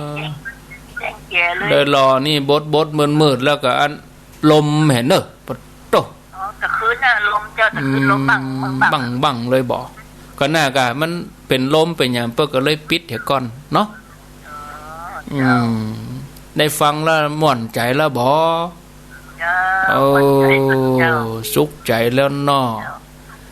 สวัสดีอุ้ยวันนี้อยู่เมืองฝางแจงหัวลิ้นเจริญปนเจ้าไม่สายจัดท่านพระครูแม่นวลเจ้าแม่นวลป่าแดดในเวียงเนี่ยอันบดมืดก็แม่เจ้าบดเดี๋ยวนี้นะเจ้ายังมีเสื้อจากฝนว่าพอตั้งใต้นี่มืดครึ้มเนอะโธ่ถ้าจะมาแล้วกันนะขอจบรายการก่อนเถอะเจ้าแค่ถามท่านว่าพูดนี่มีก็จะท่านสมเด็จได้มาอย่างก็เมื่อกับปกติท่านพระครูก็มาปกติทุกตนน่ะทีเนี้ย104เนี่ยธรรมะที่ถามและตอบเนี่ยมันหาฟังได้ยากมันเนาะก็มาฟังที่นี่กันเจ้าแต่ก็สมัยก่อนนี่บ่เคยมีนะเจ้านั่นแม่น่ะจะตั้งแต่ท่านพระครูแล้วมันสดด้วยและจัดสดด้วยเนาะเจ้าได้จัดสดถามมาตอบไปยังจะถามตอบกันเนี่ยเนาะเป็นธรรมะยังเจ้ายังแม่ไม่ได้ถามก็คนอื่นถามจะได้หูตัวอย่างจ้ะคนอื่นถามก็เป็นความรู้มันปกติทุกอย่างเลยมั้งจ้ะปกติทุกอย่างที่104นี่นะโอ้ต้องขอบคุณสถานี104นะจ๊ะเนาะเพิ่นมามีปัญหาหยังอาจารย์วิศวัตรเปิ้นซ้ำว่าเฮาเปิ้นซ้ำเตือเฮาอันมาบัดตันเวลาเปิ้นทวงหรอโอ้วันนี้อย่างเงียบฮะจ้าอาจารย์วิศวัตรเป็นกำลังใจให้พระเจ้ายินดีเด้อ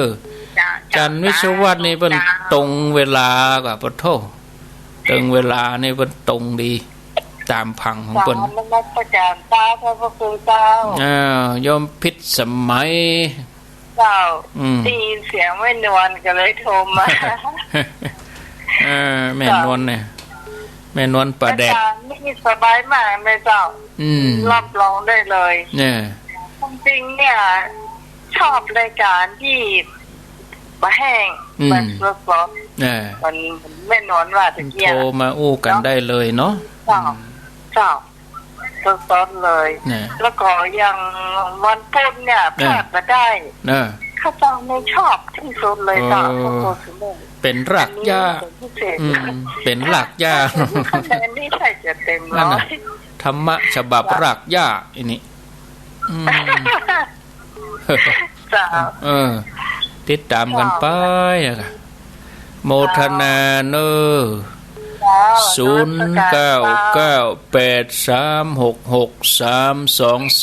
อ้าวเจริญปอนชาตุโยมโทษจากไหนโทษจากบ้านแม่เมาต้นตุ่มอำเภอฝางเจ้าแม่เมาต้นตุ่มปุ่นเหรออำเภอฝางแม่จันฟ้องอีกอะจันนวลว่าจันฟ้องไปจันนวลแหมแล้วแม่จันนวลโทษจากอำเภอฝางแม่จันนวลนี่อายุเท่าใดแม่จันนวลอายุได้68เจ้า60ปลายอยู่ลูกอายุได้นมอยู่แต่อันสุขภาพบ่ค่อยดีฮะเป็นหยังเอาอาหารตั้งใจไปธรรมะนี่แม่นเมื่ออาตมีบูชาศีลแล้วแม่ปฏิบัติอย่างที่อาตมาแนะนำพ่องก่อเจ้าแม่นอนวัดได้7 ปีละโอ้ปฏิบัติธรรมมา7 ปีแล้วนอนวัดได้7 ปีละดีแล้วก็เดี๋ยวจะอันนี้ส่งของการบกินเนื้อนะบกินเนื้อสัตว์นะก็เดียวนะเนาะเฮาจะมากันเนาะโมทนาชัดเจนดีเจริญปอน0998366322เจริญปอนอย่างไรโทรติดแล้วเจริญปอนติดแล้วเนอะติดแล้วอันนี้ถ้าพระครูวัดปักตังเจริญกันแม่นแล้วแม่ก็มาจากที่104เนี่ยแล้วอยู่ที่ไหนอยู่ปะติ้วดอยสะเก็ดปะติ้วกะดอยสะเก็ดได้ยินชัดกว่าแม่ได้ยินชัดแล้ว104นี่นะวันพวกมาเจ้าก็มาป้ากันเนี่ยเนอะมาเจ้ามาต้านกันแม่ลูกกี่โมงอ่ะลูก6 โมงไปเป็นยังแล้วก็มาฟังแมลงวันพวกก็ปกติบ่าย 3บะมีขั้นต่อเนื่องไว้ได้เต็มอิ่มได้2 ชั่วโมงรวดเลยสาธุเหมือนพอหนังแล้วกะพอหนังบะมีขั้นโฆษณาหนังพอรวดไปเลยต่อเนื่องไปเลยโมทนาอันนี้โดยสเก็ต5 เพียเก้าเอาเนาะ5 เพียเก้าสายเจริญปอนเดี๋ยวจะธรรมะต่อปัญหาก่อนเจริญปอนยายพรกะแม่แล้วโอ้ยายพรมันบดมันมือนะล่องวัวแดงสันกำแพงนี่แล้วก็ลมโชว์นะลมอยู่แต่มันบ่ห้องเรื่องล่างๆนะได้เนาะมันบ่ห้องเรื่องล่างๆนะฝนนี่ที่บ้านยายพรก็บดมืดเนี่ยกะยายพรยายพรไหนอ่ะอูเนาะอูกับเฮานี่ค่ะยายพรไปกับวิทยุกับวิทยุนี่อย่างกับตุกะเจ้ากับโทรศัพท์นะยายพรรู้ยายพรเว้ยมันกะบะจ้องกะมันบดมันมืดบดมืดแล้วก็ลมนี่ให้ตัวลมตัวของเฮาไฟตกลงเฮานี่มับเอากำหัวไฟเฮามับเอากำเดี๋ยวนี้โจกดียายพร เจ้าสวัสดีพวกกับปะกัน เปิ้นไหลมาฟังใหม่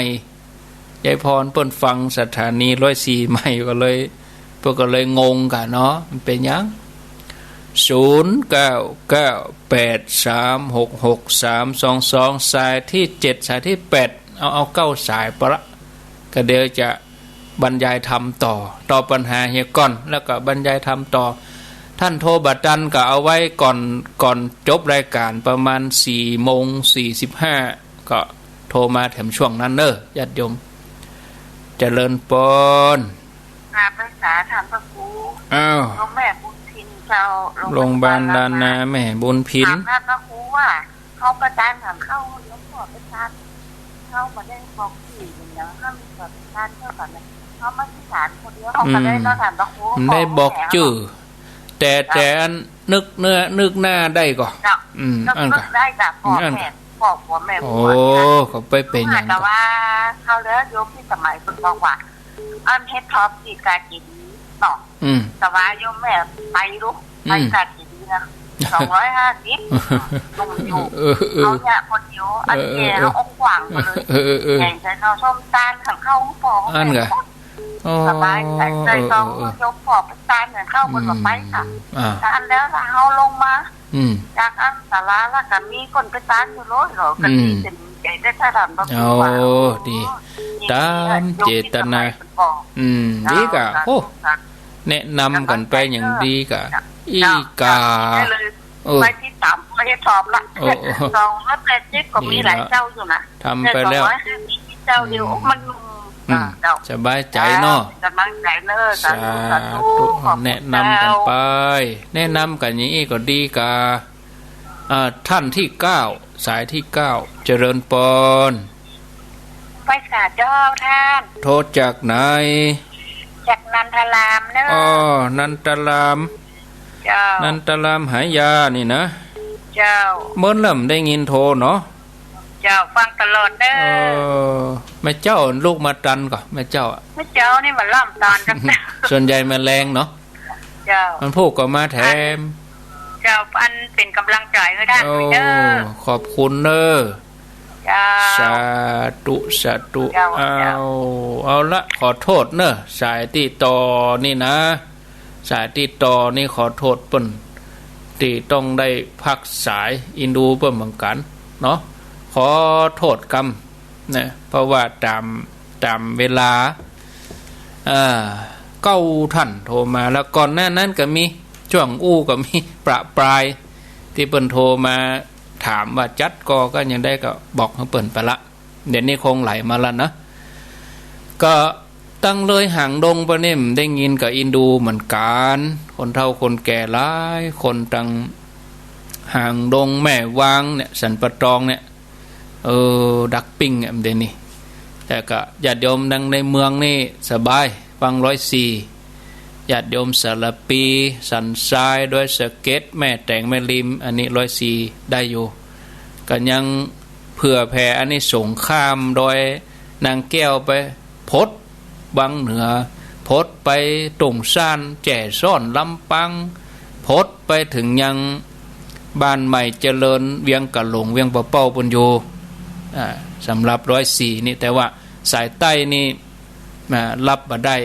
กำเป็นยังเนาะญาติโยมท่านทั้งหลายก็อินดูอยู่คนเท่าตั้งแต่ห่างดงล่องมาถึงดอยหล่อนี่ดักปิ้งแต่ถ้าว่าเลยดอยหล่อไปนี่ได้ยินหมดอันนั้น98.75เปิดมาได้ติดป่ายแล้วแต่ว่านี่ช่างมาแปลงช่างก็ว่าอาการนักพ่องท่านอาจารย์ให้2 อาทิตย์เนอะช่างก็เห่งแปลงฮือกับวันนี้ได้ออกไปก็ทดสอบทดลองอยู่ตั้งแต่ตาลี่ล่องใต้เนาะตาลี่เวียงหนองล่องป่าซางบ้านโฮงจอมตองฮอดอีนะอันนี้ฟังได้เอามาว่ากันสำหรับท่านที่โทรมาสายที่1กับแม่โจ้เนาะถามเรื่องผ้าบางสกุลเพิ่นว่าสุกุลนี่นะแต่ว่าภาษาเฮาผ้าบางสกุลแต่ก็ถ้าถูกเลยเพิ่นว่าผ้าบางสุกุลสอเสือสระอุกอไก่ลอลิงผ้าบางสุกุลผ้าบางสุกุลนี่ถ้าเปิ้นแปลบาลีก็เป็นว่าผ้าคลุกฝุ่นนี่หรอผ้าที่เปื้อนเปอะขี้ฝุ่นนี่ก็ ก็เดี๋ยวก็มาตอบกันเนาะสายที่สองเมืองฝั่งแจ้งโฮเรนสายที่สามแม่นวลป่าแดดดอนใจถามว่าวันพุธยังมีอยู่ก่อมีเหมือนเดิมจันทร์ถึงศุกร์บ่าย3 ถึง 5 โมง 104.5 เนี่ยเนาะบะมีวันใดที่จะบ่ได้มาก็เว้นวันเสาร์วันอาทิตย์อย่างเดียวเพราะว่าก็จะต้องพักผ่อนด้วยพ่องแล้วก็รายการอื่นๆก็ยังมีอยู่อีนะแม่เจ้าก็ยังปะกันแถมสำคัญกับใครบอกญาติโยมว่าเวลาถึงเวลาพักก็พักเนาะเฮาเวลาเมื่อคืนเฮาตื่นมาแล้วเฮาลุกเจ้าถ้าเมื่อวันเฮาไม่ได้พักแล้วก็เดี๋ยวออกซิเจนในสมองน้อยแล้วก็คนเฮาจะสลืมสลือนะฟังการรายการแล้วบ่หลับบ่นอนอีนะพักผ่อนพ่องเนอะญาติโยมอาตมาก็ถึงพัก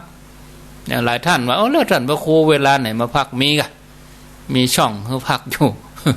เนาะถ้าห่วงนะจัดรายการนี้มาบางท่านว่าโอ้ท่านพระครูจัดอย่างใดนี่ก็ตั้งปี48มาแล้ว47มาแล้วเนาะ46นี่เริ่มตั้งตัวขึ้นสีขาวแต่อาตมานี่มีนะที่วัดมีเครื่องทรงกะออนไลน์อย่างเดียวอย่างที่เดี๋ยวนี้คือออนไลน์เปิดห้องว่าออนไลน์อย่างนักเรียนเรียนออนไลน์เดี๋ยวนี้อย่างเฮาออนไลน์ไปถึงสถานีก็มีเปิ้นมีของเปิ้นอย่างวัดฝ่ายหินก็มีอย่างเมืองฝังก็มีนะทุกแต่สถานีอย่างแม่แจ่มก็อย่างน่านปุ่นก็เปิ้นมีสถานีของเปิ้นแต่อาตมานี่บ่มีสถานีเป็นของตัวเองแล้วเครื่องทรงก็บ่มีแต่คอมพิวเตอร์มีแต่ไม้แต่มิกแล้วก็อินเทอร์เน็ตเดี๋ยวนี้อยู่อยู่ได้รอเพก็เอาไปออกเมืองฝังเอาไปออกที่หันที่นี่อย่างก็ตัวเองแต่นี่บ่มีเครื่องทรงนะทำมาตั้งแต่ปี46แล้วนะ46แล้วญาติโยมเพราะนั้นถ้าห่วงเรื่องอาตมาท่านเอาเวลาไหนพักกันถ้าห่วงโยมที่เปิ้นฟังเครือข่ายขึ้นสีขาวนี่เปิ้นฮู้นะอันนี้ทำมาอย่างเงี้ยเป็นอย่างนี้มาแต่เดิมญาติโยมตี 3 ตี 4 6 โมง 7 โมงแมลงมานี่ก็หามาทำแมลงนี่ได้ประเมินนิ่มได้แต่ปกติเมื่อวานนี่ได้จัดรายการจะไปจัดเมื่อคืน2 ทุ่ม2 ทุ่มถึง 4 ทุ่มนี่ก็ใหม่ๆก็จัดทุกวันโดยเริ่มเดือนระยะหลังก็รับสัญญาณหลายๆตนเวียงเป่าๆโดยตั้งเมืองฝังโดยหลวงป่อเจ้านำอำเภอฝังโดยหลายๆตนตั้งเวียงเป่าเจ้านำอำเภอเวียงเป่าโอ้ครูบาอาจารย์หลายกะแต่ออนไลน์หากันเชื่อมกันไปเชื่อมกันมาฮักกันเนาะม่วนอันนี้ก็ทำมาแม่ก็ว่าวันพุธจะมีอยู่ก็มีเหมือนเดิมตี 104.5 นี่ก็ติดตามรับฟังกันเนาะยมพิษสมัยสายที่5ก็เป็นแม่เมาต้นตุ่มอำเภอฝางแม่จันนวลสายที่6ก็ดอยสะเก็ดป่าติ้วฟัง 104.5 สายที่8แม่พรยายพรร่องวัวแดงสันกำแพงยายพรเวลาโทรยายพรกับโทรศัพท์ให้เนอะยายพรเนอะมันพวกก็ไหลมาหาเฮาเนี่ยนะถ้าหุมนะถ้าใครฟังเขาก็ไหลมาเพถ้าใครฟังถ้าบอกหุมเขาก็แล้วแต่มันเป็นตั้งเลือกของโยมแล้วแต่โยมจะเลือกฟังอันใดก็ตามใจของบ่มักบ่จ้างครับจำของบ่ลำบ่จ้างกำป้อนเนาะแล้วแต่เฮาก็แล้วแต่คนเฮาคนเดียวก็ยังเหมือนกันถ้าเป็นคนหลายคนซ้ำบ่เหมือนกันเนาะขนาดเฮาคนเดียวเฮายังเหมือนยังไดก็ก๋วยเตี๋ยวถ้วยเดียวกับบางพ่องก็เส้นใหญ่เส้นน้อยเนี่ยพ่องก็เอาน้ำพ่องก็เอาแห้งนั่นพ่องก็ใส่ถั่วงอกพ่องก็บ่ใส่ถั่วงอกก็ทุกเอาไปนั่งพอเวลาเขาสั่งก๋วยเตี๋ยวนะเอาเล็กแห้งเนอะเอาน้ำเส้นใหญ่เนอะเนี่ยแล้วพ่องก็มาเอาลูกชิ้นเนอะเพราะมันมีก๋วยเตี๋ยวบ่ได้นะนอกจากจะปรุงในหม้อหั่นแล้วตักใส่ถ้วยก็ยังมาปรุงในถ้วยนี่แถมเนี่ยเฮาคิดถึงคนเฮาเนี่ยมันอย่างใดเนาะอย่าพอนี่ก็จะต้องกับโทรศัพท์เวลาเฮาโทรติดแล้วเนาะกำเป็นยังคนเฒ่าคนแก่อินดูเปิ้นโรงพยาบาลละนาแม่บุญพินตันหันเข้าแล้วก็สายที่9ก็นันตารามข ขอบคุณอนุโมทนานันตารามหายาเอาตอบคำถามนี่คำถามแรกเรื่องผ้าบางสุกุลบางสุกุลนี่คือเป็นผ้าที่สมัยตะก่อนเนี่ยผ้าตัวนี้นี่เปิ้นเอาปันศพหรอเนอะเปิ้นเอาปันศพปันอย่างมัมมี่นี่นะปันผ้าห่อศพอันนี้แล้วเสร็จแล้วก็เวลาเปิ้นจะเผาศพเปิ้นก็เอาผ้านี่เตะออกแล้วก็เผาแล้วก็ผ้าหมู่นี้ก็เอาไปปาดในหมู่ต้นไม้นะผ้าส่งไปหันเปิ้นก็ต้องถามว่าอันนี้ผ้าไผมีเจ้าของก็ไอ้นะอันนี้อู้แบบบ้านนอกอาตมานี่เป็นพระบ้านนอกนะอธิบายแบบบ้านนอกไอ้นะอธิบายแบบเพื่อญาติโยมเข้าใจฉบับหลักย่าไอ้นะผ้าตัวนี้เพิ่นก็ไปถามก่อนพิจารณาอันนี้มีเจ้าของก็ไอ้นะอู้สามเตื้อก็อันมีเจ้าของก็อันนี้ผ้าของไผเจ้าของผีเจ้าของคนเนาะนี่อันนี้เมื่อบะมีไผเป็นเจ้าของเปิ้นก็เอามาซักเสร็จแล้วก็เอามาย้อมเอามาแปลงจีวรเป็นผ้ามันมานุ่งมาห่มสำหรับพระสงฆ์นี่นะอันนี้นะอันเนี้ยที่เขาว่าผ้าป่าน่ะผ้าป่าไม่ใช่ผ้าป่านี่คือตู้เจ้าเป็นตนไปอยู่ป่านี่นะแต่ผ้าป่าก็คือผ้าตัวนี้เวลาแห่ผ้าป่าศาลาก็คือแห่ผ้าผืนนั้นนะผ้าป่าคือเอาผ้าผืนนั้นนะเวลาเขาตานผ้าป่านี่เขาจังหันเปิ่นมีต้นกล้วยก็ดีเนาะส่วนใหญ่เขาก็หันต้นมะขามเนาะเอาครัวมามัดเป็นบรรจุนบางทีลืมนะจะตานผ้าป่าแต่มันลืมผ้านั่นไม่ไหนอะผ้าไปเสาะมาเป็นละวุ่นละวือเปิ้งก็อย่ามีมติเอาผ้าไปปาดไว้หันเอาไปปาดไว้ที่ต้นผ้าป่าแต่ทีกับใครแต่งย่องให้เป็นเหมือนผ้าป่าน้อยก็เอาสนีขอโทษหรือว่าเอาวอกเอาลิงเปิ้นเอาผ้าขนหนูมามัดตัดกระดาษแปะหน้าลิงหน้าสนีมัดห้อยหันเนี่ยอันนี้เป็นมติว่าป่าแต่รู้นี่อย่าอันนี้ก็เลยว่าอันเนี้ยพระสงฆ์เปิ้นก็ไปบางสุกุลเอาพิจารณาผ้าป่าแน่เมื่อพิจารณามาแล้วอันนี้ถึงสมัยโบราณเปิ้นก็เอามาตัดมาเย็บแต่เดิมประเดี๋ยวนี้เป็นจะได้ถึงเอามาเกี่ยวกับศพก็คือศพตัวนี้กับผ้าตัวนี้มาเกี่ยวกันแล้วก็ผ้าเปิ้นไปพิจารณาเอาเมื่อคนตายเปิ้นก็ถือว่าเป็นผ้าตัวนี้ผ้ามติตัวนี้เมื่อจะไปพิจารณากับศพก็บางศพประเดี๋ยวมันเชื้อโรคเอกเปิ้นก็ใจฝ่ายล้วงเอาภูสายงใจฝ่ายล้วงเอาถ้าเป็นฝ่ายที่เขาฟันกันเนี่ยเปิ้นเอาฝ่าย3แต่ถ้าว่าเขาไปร่วมงานที่เขาหันที่เปิ้นเอาใส่ตู้หมุนเปิ้นห้องภูสายงอันนี้ก็เป็นมติว่าปาดตรงหันเวลาเขาเจิญแขกเปิ้นใจว่าวางเนอะเปิ้นวัดตอดอีนะทอดเอาไปทอดใจกันทอดคือทอดทิ้งไว้ผ้าตัวนี้มีคนทอดทิ้งไว้ทอดทิ้งไว้ก็คือเอาปาดไว้จะเอาไปวางแต่ถ้าดอกไม้จันทร์นี่คือเอาดอกไม้จันทร์ไปวางแต่ถ้าว่าเป็นผ้าบางสุกุลอันนี้ต้องว่าเป็น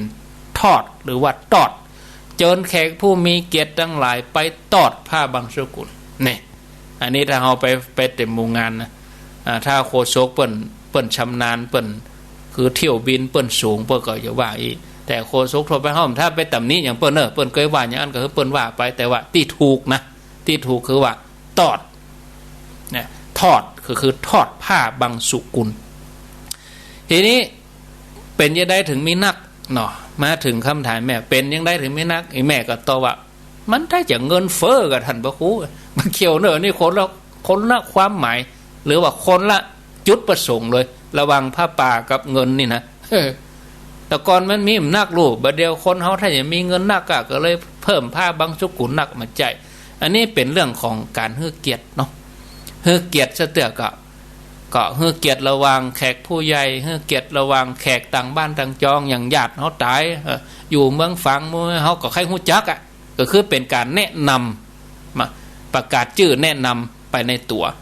เจอนายกนายขอนางนั่นนางนี่เปิ้นอยู่เมืองเป้าบ่เนอเป็นพี่น้องทั้งป่อได้แนะนำปรากฏตัวว่าพี่น้องเฮาอยู่ทั้งหันทั้งนี้นี่หรออันนี้เปิ้นก็คงจะมีกุศโลบายตั้งนี้นะและแถมอย่างนึงก็เฮือเกียรติสำหรับหมู่ข้าราชการต่างๆกำนันสสอย่างไอ้เนาะก็แล้วแต่เปิ้นจะทำกันนะนักก็ขึ้นอยู่กับการจัดการอันนี้แล้วแต่เนาะอยู่บ้านใดก็เอาไฟบ้านนั้นเปิ้นก็จะมีแขกนักหลายแต่ถ้ามันนักเกินไปมันนี้ก็นี่นำเสนอนะมันจะว่าเฉพาะเอาอาตมาว่านะก็คือถ้าว่าผู้ที่เปิ้นมีอะไรอย่างมีความคิดที่จะพอไปตัดสินใจได้เนาะมีความคิดที่จะไปนำเสนอได้ว่ามันนักล้ำไปก็เอามาตอดบ้านได้หรอแต่ละคืนนะแต่ละคืนบางสกุลตอดแล้วก็หรือว่าวันที่จะเอาศพไปเผาแขกคนไหนฝั่งปิกเขาก็เฮือเปิดมาตอดก่อนส่วนป้าจ้าก็บาหลายละสมมติว่าผ้าบางสกุลมี40หลังจากที่เขาตานที่บ้านแล้วเขาก็เอาภูสายงล้วงเลยล้วงหรือบางอันก็เอาเจิญเปิ่นไปตอดที่ประสาทเลยอันนั้นเอาที่บ้านเห็ดซาวเอาที่ไปเหี่ยวเห็ดซาวอันก็แก้ไขได้นะอันก็จัดการได้ก็เพราะว่าช่วงที่พระก่อนที่เปิ่นทำพิธีจบ10 โมงเนี่ย10 โมงเกิงเนี่ยก่อนที่เปิ่นจะฉันเพลมันดองเวลาเมินก็เอาจังหวะเวลาว่างตอนนั้นมาจัดการเรื่องผ้าบางสุกุลเจิญเปิ่นมาตอดก็เป็นการเฮือเกียรติกันและตีป่าจ้าก็บ่ต้องนักบางทีถ้าไปค้อนป่าจ้านักคนอยู่ไกลก็ลำบากเนาะถ้าเตี่ยวมาเป็นชุดเนยชุดละ10มีตัวได้10ชุดก็100 คนเลยมาประกาศชื่ออยู่หั่นคนในนั่นมาโน่นกลัวจะลุกจากเก้าอี้กลัวกลัวจะได้เผา2 โมงป่ายปิกมาบ้านแหมโยมเลยคนปิกบ้านกับบัดดันนะอันนี้ก็แล้วแต่เนาะแล้วแต่ท้องถิ่นนะอันนี้เขาฟังเนี่ยปะโทกล้าผ้าบางสุกุลก็ปอจะ4 โมงเกิงก็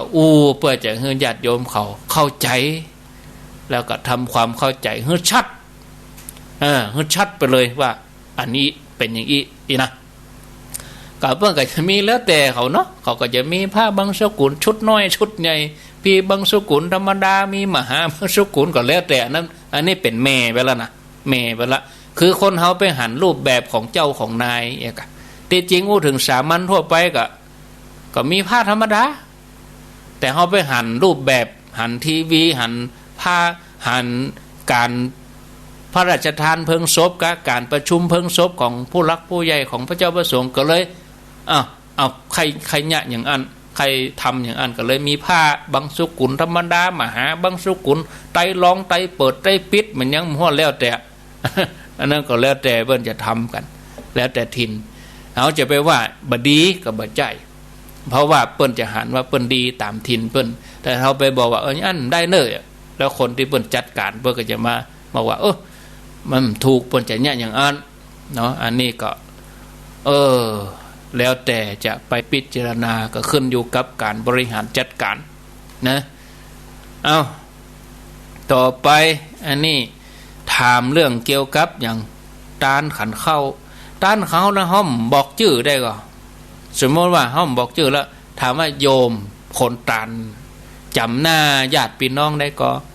เวลาพระเปิ้นตั้งยะถาเขาก็นึกถึงหน้าเปิ้นยะถาคือผีสปีคือคนนี่เนาะเขาก็นึกถึงหน้าเปิ้นตั้งใจเต๊ะๆเวลาเขาไปตานอะไรอย่างนั้นเขาต้องไปยุ่งอย่างอื่นถ้าเวลาเขาจะตานเขาต้อมใจเต๊ะๆพระสงฆ์เปิ้นตั้งยะถาก็หยาดน้ำก็นึกถึงหน้าเขาจะตานหาไฟพ่องบ่เขียนชื่อบ่เป็นอย่างเพราะใบหน้าอยู่ในใจเขาเป็นแล้วแต่ละคนญาติพี่น้องของเขาถ้าว่าได้อยู่ดีๆเนี่ยเขาเกิดใจว่าเขาด่าครัวเต็มตีแล้วเป็นได้ชื่อตัวอีเขาถึงมาเขียนอีกนะถึงว่าเขาจะด่าครัวเขาจะไปตานมันผู้เขาเขียนชื่อไว้ไม่แรงนี่เลยบ่ต้องอย่างถึงว่าเขาเป็นซองนี่เนาะเขาก็เขียนมาเหียบกระดาษแผ่นเดียวนะเอารวมเลยบัญชีรวม ใส่ในบัญชีรวมก็เอายื่นให้พระสงฆ์ห้ำตามนี้เลยแต่เอาเป็นซองก็ได้แต่เป็นซองนั่นก็เอาเป็นคนก็แล้วแต่ แต่ว่าที่อ่านง่ายเนี่ยเขาก็เขียนชื่อเขียนชื่อใส่รวมเลยตั้นไปฟ้องห้ำมาเลยเตบุตรเทวดาเจ้ากรรมนายเวรเป็นเบื้องต้นพ่อแม่ไล่เลี้ยงมาแล้วก็เกณฑ์เสร็จก็เอากระดาษชื่อนี่ยื่นให้เปิ้นถวายให้พระสงฆ์ตามนี้แล้วเวลาเปิ้นห้ำเนี่ยมันจะทำให้เฮาตอมจิตตอมใจทำให้เฮา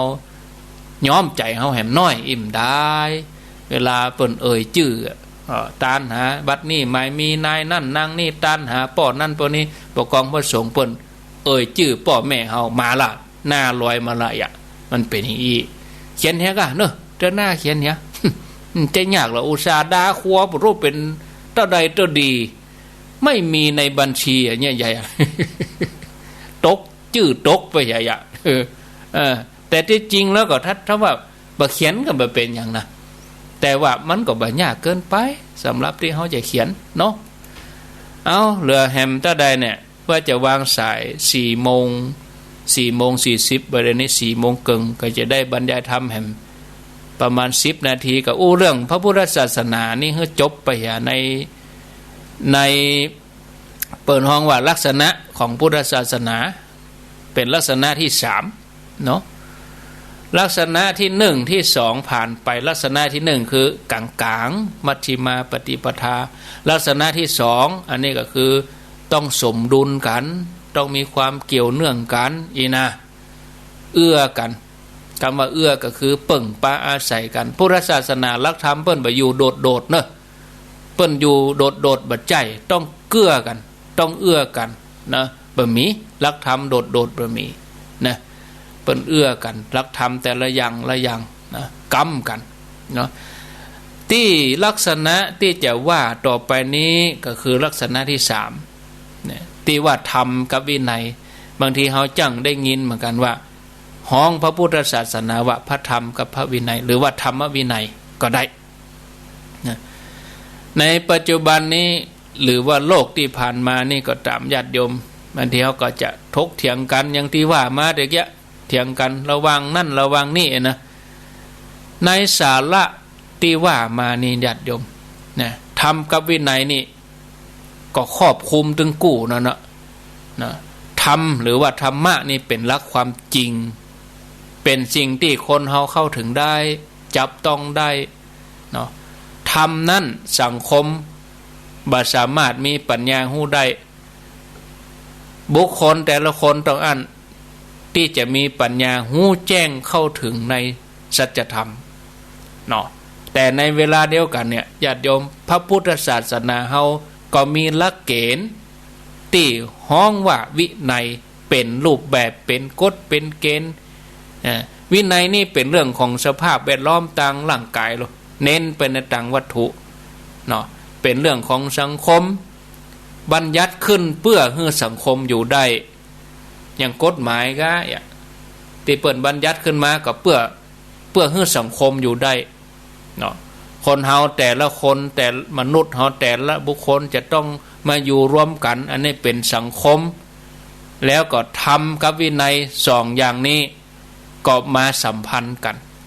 นะพุทธศาสนานี่นะญาติโยมเปิ้นให้ความสำคัญตึงธรรมแล้วก็วินัยถ้าจะอู้เป็นภาษาปัจจุบันก็ว่าให้ความสำคัญตึงบุคคลแล้วก็ระบบนะให้ความสำคัญตึงปัจเจกชนและสังคมปัจเจกชนก็คือส่วนคนไปอย่างอาตมาอยู่วัดกับอยู่วัดเป็นปัจเจกบุคคลไปแต่ถ้าไปอยู่ก็เป็นสังคมไปสังคมวัดสังคมพระสงฆ์อย่างญาติโยมเขาอยู่บ้านก็เป็นปัจเจกก็คือส่วนของญาติโยมเองอย่างเดี๋ยวนี้เป็นปัจเจกส่วนของญาติโยมแต่ว่าวันใดวันหนึ่งเฮาออกจากบ้านเฮามาก็เกิดสังคมล่ะสังคมแม่ก้าสังคมก้าขายสังคมนั่นสังคมนี่ก็มีสังคมขึ้นมานะอันนี้ให้ความสำคัญถึงสาระให้ความสำคัญถึงรูปแบบนะให้ความสำคัญถึงการปฏิบัติตังในจิตใจแล้วก็การปฏิบัติตังนอกที่เน้นวัตถุกายวาจาแล้วก็ให้มีการสมัครใจแล้วก็มีการบังคับตัวสมดุลกันเนี่ย อันนี้คือลักษณะของพุทธศาสนาข้อหนึ่งที่เข้ากับข้อแรกตัวแยกกันบ่ออกญาติโยมทั้งหลายมีความเกี่ยวเนื่องกันเนาะจะหันว่าพระพุทธศาสนาเนี่ยญาติโยมเปิ่นเฮอทำเป็นเรื่องของการสมัครใจนะเฮาแต่ละคนที่เกี่ยวข้องกับธรรมเนี่ยก็เกี่ยวข้องกันด้วยสติปัญญาของตัวเก่าจะต้องหู้จะต้องเข้าใจหู้แจ้งสัจธรรมด้วยปัญญาของตัวเองเป็นเฉพาะบุคคลเนาะปัจจัตตังรู้ได้เฉพาะตนโอ้ฝนอ้อยมันแล้วอ้อยมันแล้วแต่ว่าบะมีลึ่งลั่งเนอะตกมาจัดเหมาะซึ่งมาเนอะอ้อยสวยลมเนาะโอ้เหมาะดูนี่โอ้ฝนตกมาแล้วโดยรอฝนตกมาแล้วเอามาว่าของเฮาต่อพอฝนก็อู้ฝนน้ำย่อยใจคาลงมาแล้วเย็นแล้วเน้อเนาะจะเดินไปตกทางบ้านญาติโยมเขาปุระ เดี๋ยวตกแน่เอาญาติโยมทำกับวินัยสองอย่างนี้ก็คือสัมพันธ์กันประสานกันเนาะทำเป็นที่อิงอาศัยของวินัยก็คือกฎเกณฑ์เป็นข้อบังคับเป็นแบบแผนของสังคมที่จัดตั้งขึ้นมาถ้าบ่อิงทำก็ใจมันได้เนาะถ้าบ่ตั้งอยู่ในวินัยบ่มีวินัยเป็นพื้นฐานก็บ่ถูกต้องเนี่ยวินัยก็ต้องอาศัยอยู่บนธรรมหรือว่าธรรมะเนี่ยแถมอันหนึ่งเฮามีวินัยเปื่ออย่างก็เพื่อให้คนเฮาแต่ละคนได้มีสภาพแวดล้อมที่เกื้อกูลกันอยู่ด้วยกันนะอย่างที่มีความสุขอย่างที่สันติสุขธรรมก็เลยเป็นจุดหมายของวินัยก็อิงอาศัยธรรมนะแล้วก็เป็นไปเพื่อทำให้คนเฮานั้นอยู่อย่างมีความสงบสุขนะอันนี้ในแง่ของธรรมเอาอาจจะอู้ว่าถ้ากูคนเป็นคนดีแล้วสังคมก็ดีไปคนเดียวอีกเนาะแต่ในแง่ของวินัยเปิ้นก็จะอู้แหมต่อไปว่าเพื่อให้กูคนเป็นคนดีเขาจะต้องมีการมีระบบมีระเบียบมีกฎมีเกณฑ์เนี่ยวินัยก็เหมือนกฎหมายนะครับเนาะจัดสภาพแวดล้อมอย่างเงี้ยถ้าสมมติยังเปิ้นบ่มีวินัยว่าจะต้องสวมหน้ากากจะต้องล้างมือจะต้องอยู่บ้านอย่างนั้นอย่างนี้มันก็ยุ่งอะกะคนมันก็ยุ่งอะกะโอ้ไปเป็นมีธรรมะน่ะมันใจหูขนาดคนเฮาเปิ้นเฮอไปเอาของนะเปิ้นเอาตู้ไว้หน้าบ้านนะอันเนี้ยถ้าบ่มีนะเนี่ยคือมันบ่มีวินัยอ่ะเปิ้นเอาครัวอย่างไปเอาออกหมดไล่ตะเวนไปจกครัวออกหมดเนี่ยแต่คนที่มีธรรมะเปิ้นมีธรรมเปิ้นก็เอาใส่ดิเตี้ยแต่คนที่บ่มีวินัยถามว่าธรรมะมีก็มันก็จะมีก็มีมโหบรรทัดถามอ่ะขนาดวินัยยังมีบรรทัดถามธรรมะก็เอาไปหมดตู้ปันสุกไปเอาของเปิ้นนี่หมดอ่ะโอ้มันพูกออกมาแหมเหนื่อยก็คนเฮาอย่างนี้ก็มีก็ดีนะเปิ้นสื่อออกข่าวไปนะก็มันเขาจะบ่กลัวนะได้แต่ถ้าเฮาบ่มีเขียนป้ายว่าตู้ปันสุกถ้าไปจกเอาเนี่ยลักแล้วเนอะลักขโมยแล้วเนอะแต่ว่าอย่างแต่ว่าใจของคนที่เอาไปใส่นะคือเพื่อจะฮื้ออยู่แล้วสมมติสามบาซีของมูที่อยู่ในตู้แบบเจ้าว่าของถูกหรอญาติโยมก็ลองไปร้านญาติโยมขายข้าวเม็ดมาม่าไปซองโดนคดีลักทรัพย์รู้นั่นแต่อันนี้มีแล้วเหรอเพราะใครฮื้อเพราะความใครฮื้ออันเนี้ยโอ้มันสุดยอดแล้วน้ำใจคนไทยเขาเนี่ยจะไปให้มันเลือนลางหายไปไหนเน้อศรัทธาญาติโยมเนาะเนี่ยวินัยนี่เปิ้นอาจจะเป็นเปลือกนอกที่หุ้มเนื้อทำไว้นะถ้าบ่มีเปลือกนอกห่อหุ้มแล้วต่อไปบ่เมินบ่นานเนื้อในก็สูญหายไปก็ลบเลือนไปฉะนั้นเราต้องหันความสำคัญถึงเปลือกนอกเปลือกในเนื้อในเปลือกนอกเนื้อในอย่างบะม่วงเนี่ยม่วงหน่วยมันมีกระจีนเนี่ยเดี๋ยวก็แมงเจาะมันมีเปลือกมันก็ต้องมีเปลือกมังคุดมะละกอผลไม้ทุกชนิด กล้วยก็บะเต้าบะแตงทุเรียนก็เหมือนเนี่ยก็สำคัญเหมือนกันหมดศรัทธาญาติโยมนะพุทธศาสนาเปิ้นก็ให้ความสำคัญเนาะศรัทธาญาติโยมถ้าบะม่วงบะมีเปลือกบะเป้าบะมีกระโลง เป็นจิ้นไปเลยก็ยุ่มได้อะเนาะเขาจะบอกว่ากระโลงบะเป้ามันสำคัญนี่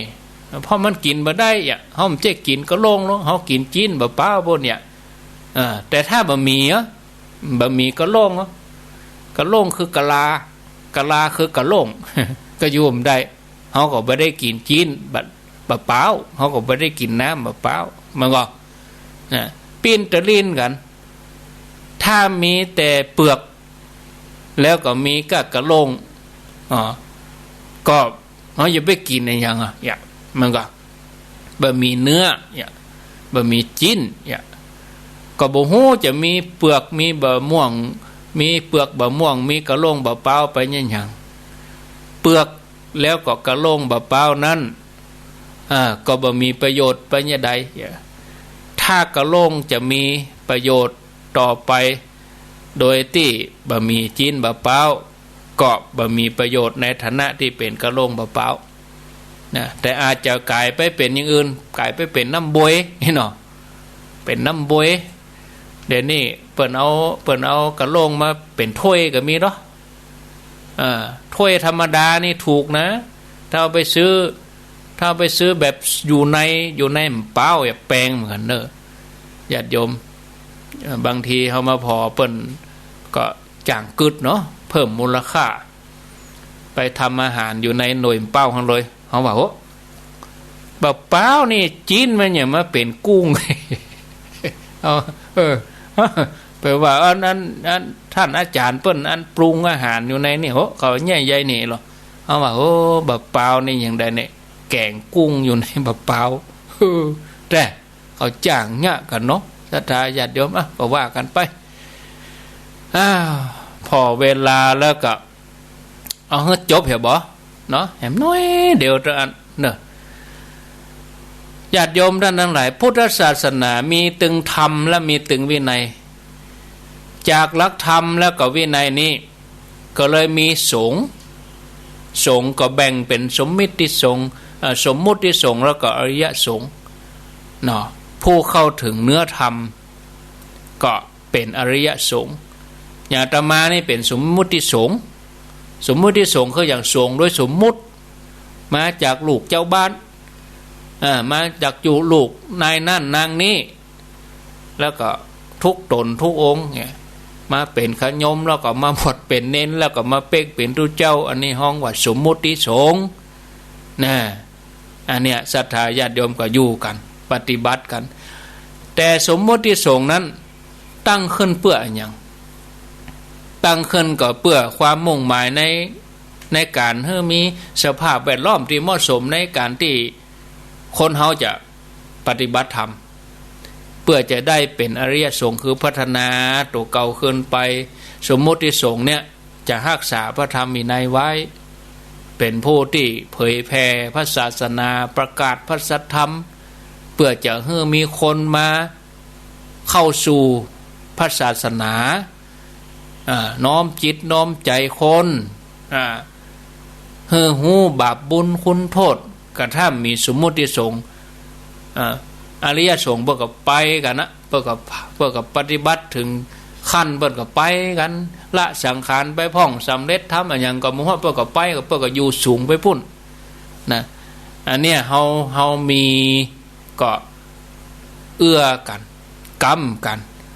เผยแผ่พระศาสนาเพื่อจะให้มีคนมาประพฤติปฏิบัติฉะนั้นสมมุติสงฆ์ก็มีความสำคัญอริยสงฆ์ก็มีความสำคัญถ้าบ่มีอริยสงฆ์ก็จะมีสมมุติสงฆ์ไว้อย่างเนี่ยก็บ่มีความหมายเนาะเพราะสิ่งที่ให้ความหมายแก่สมมุติสงฆ์ก็คืออริยสงฆ์แต่สิ่งที่เอื้อต่อการเกิดการมีแล้วก็คงอยู่ได้ของอริยสงฆ์ก็คือสมมุติสงฆ์เนี่ยกรรมกันโลสิ่งที่มีความหมายอันนี้ก็คือตัวธรรมกับวินัยนั่นนะถ้า รมกับวินัยนี่อิงอาศัยกันนะประสานกันรวมตัวกันเป็นอันหนึ่งอันเดียวกันเนี่ยอย่างที่เปิ่นได้บัญญัติเป็นทรัพย์ขึ้นมากำเดียวเป็นเอกพจน์ไปเลยว่าธรรมวินัยเมื่อรวมเป็นอันหนึ่งอันเดียวกันก็เลยธรรมวินัยนั่นคือพระพุทธศาสนาก็คล้ายกับนามเนาะคล้ายตีนามแล้วก็หูปมาประกอบเข้ากันเป็นชีวิตชีวิตก็คือหูปนามก็เหมือนกับธรรมวินัยก็คือพุทธศาสนานะอิงอาศัยกันรวมด้วยกันเมื่อรวมด้วยกันก็เป็นอันหนึ่งอันเดียวกันนะถ้าว่าเป็นทรัพย์เปิ่นบัญญัติขึ้นมาก็ว่าเป็นนามรูปเป็นนามรูปที่จริงก็คือนามกับรูปบวกกันก็เป็นนามรูปเป็นอันหนึ่งอันเดียวกันมารวมกันแล้วนามรูปนี้มารวมกันแล้วตึงรูปตึงนามก็เป็นชีวิตถ้าขาดอันใดหนึ่งก็บ่ใจชีวิตละบ่ห้องชีวิตละอย่างนั้นสำหรับพระสงฆ์นั้นเขาจะหันว่ามีธรรมแล้วก็วินัยกู้กันอยู่แต่สำหรับญาติโยมฝ่ายคฤหัสถ์เขานี่ก็จะต้องมีการบอกเตือนกันว่าเขาจะต้องเนี่ยเน้นในการปฏิบัติโอ้ญาติโยมอากาศเปลี่ยนเนาะเสียงก็เปลี่ยนนั่นน่ะเพราะว่ามันบดกินน้ำแล้วฉันน้ำไปแล้วโล่งแล้วบดมืดโอ้ฝนก็ยังตกอยู่เนอะญาติโยมจบลงไปแต่ยะเนาะท่านผู้ฟังทั้งหลาย วันพวกเขาก็มาว่าต่อวันพวกนี้จะมาอู้ถึงเรื่องลักษณะพระพุทธศาสนาที่ 4 ที่ 5 ที่ 6มีถึง 8ก่อนก็มาฟังกันเนอะญาติโยมวันพวกเนอะแต่วันพวกมาเจ้าเนี่ยก็แบบเบาๆตอนบ่ายนี่ก็เอาความรู้เห็นหน่อยนะความจริงแล้วอาตมาก็วางแผนว่าช่วงแรกนี่จะเป็นเรื่องราวเกี่ยวกับลักษณะของพุทธศาสนาแล้วก็ช่วงที่4 โมงไปก็จะเป็นนิทานนี่นะนิทานธรรมอย่างใดก็เอาไปวันพุธเนาะก็ว่ากันวันนี้เป็นวันแรกที่เราทั้งหลายอยู่ด้วยกันที่ FM 104.50 เต็มอิ่มเลย2 ชั่วโมงเนาะบ่มีขั้นบ่มีหยังกูเตื้อก็จังได้ลาขั้นรายการให้น้อยเอาเพลงเอาหยังใส่ได้ลาพักแล้วก็มาปะกันที่นี่เดี๋ยวนี้ก็เขาก็บ่ได้ลารายการกันละอยู่ด้วยกันไปเอาญาติโยมจะอู้จะอย่างใดปิดท้ายก่อนจะล่ำลากันวันพรุ่งมาเจ้าจะได้มาปะกันทำไม0998366322 อ้าวไผอยู่ตังใดฝนตกกำตกกาแดดออกกามืดกาฟังชัดกำชัดกาได้ยินกำได้ยินกาอีนะ0998366322สายใต้นี่เปิ้นฮู้กันเตื้อเนาะอย่างใดวันพวกมาเจ้าเปิ้นฮู้นะวันพวกมาเจ้าจะได้บอกให้เปิ้นเจริญปอนรับสายครับไว้สาครับพระครูอุบาสกอยู่ตังใดว่าอะไรบุญปันเมืองครบ้านเสาหินเมืองปางครับผมปอนน้อยบุญปันเนาะครับปอนน้อยเป็นกำลังใจท่านพระครูอยู่เนอะฝนตกก็เมืองฝางปุ่นนะฝนมาตกครับแดดแฉลกแดดแฉลก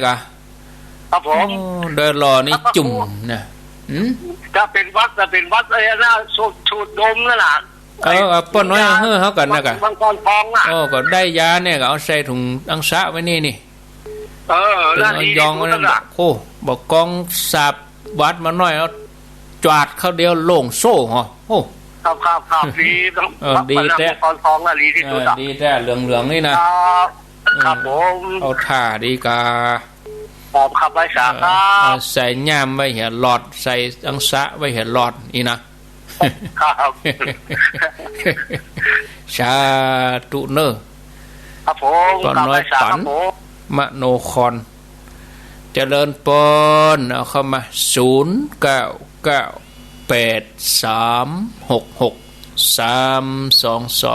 รับสายเจริญปอนส ไหวช้าเจ้าจากตังใด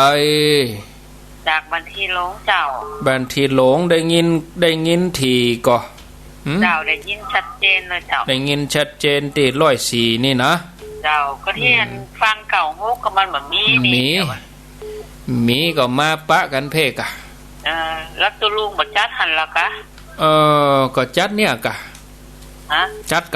เนี่ยจัด104จัด104เนี่ยกะเจ้าวันพุธเจ้าไว้เปิดทางพวกมาฟังที่104เพเนอร์เจ้าแม่แรงก็มาแม่แรงก็มาเนี่ยนะเจ้าโมทนาเจ้าเป็นกำลังใจสาธุต่อไป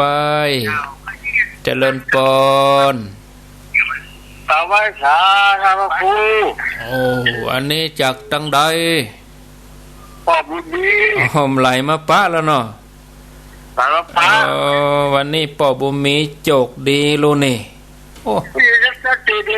เจ๋วดีเนาะในเสียงตังมันดึงดีเฮ้ยครับโอ้โตกเลยพวกเราโตกอะเข้าพันยาโตกมันก็โตกอ่ะบ้านเขาก็โตกได้รอนี่ก็โตกเมืองกลางโตกอ่ะเมืองกลางนี่มันโตกมันกดโตกดีโตกงามโอ้โตกดีโตกงามเพราะว่าพายุจะเข้า2 ลูกเลยโอ้2 หน่วยองกะครับเป็นยักษ์มาเตอะเนาะมาเตอะเ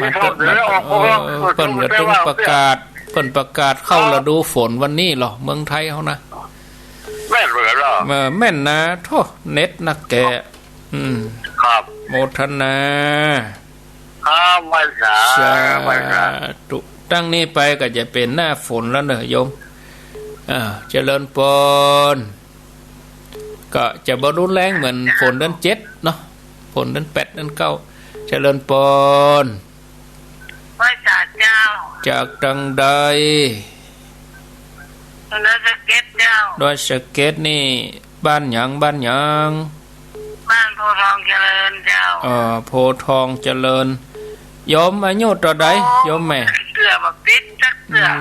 วันนี้ติดแล้ววันนี้อายุต่อใดแม่78เจ้า78แล้วฟังกันมาเมินแล้วกะฟังมาเมินแล้วกะไหนฮะ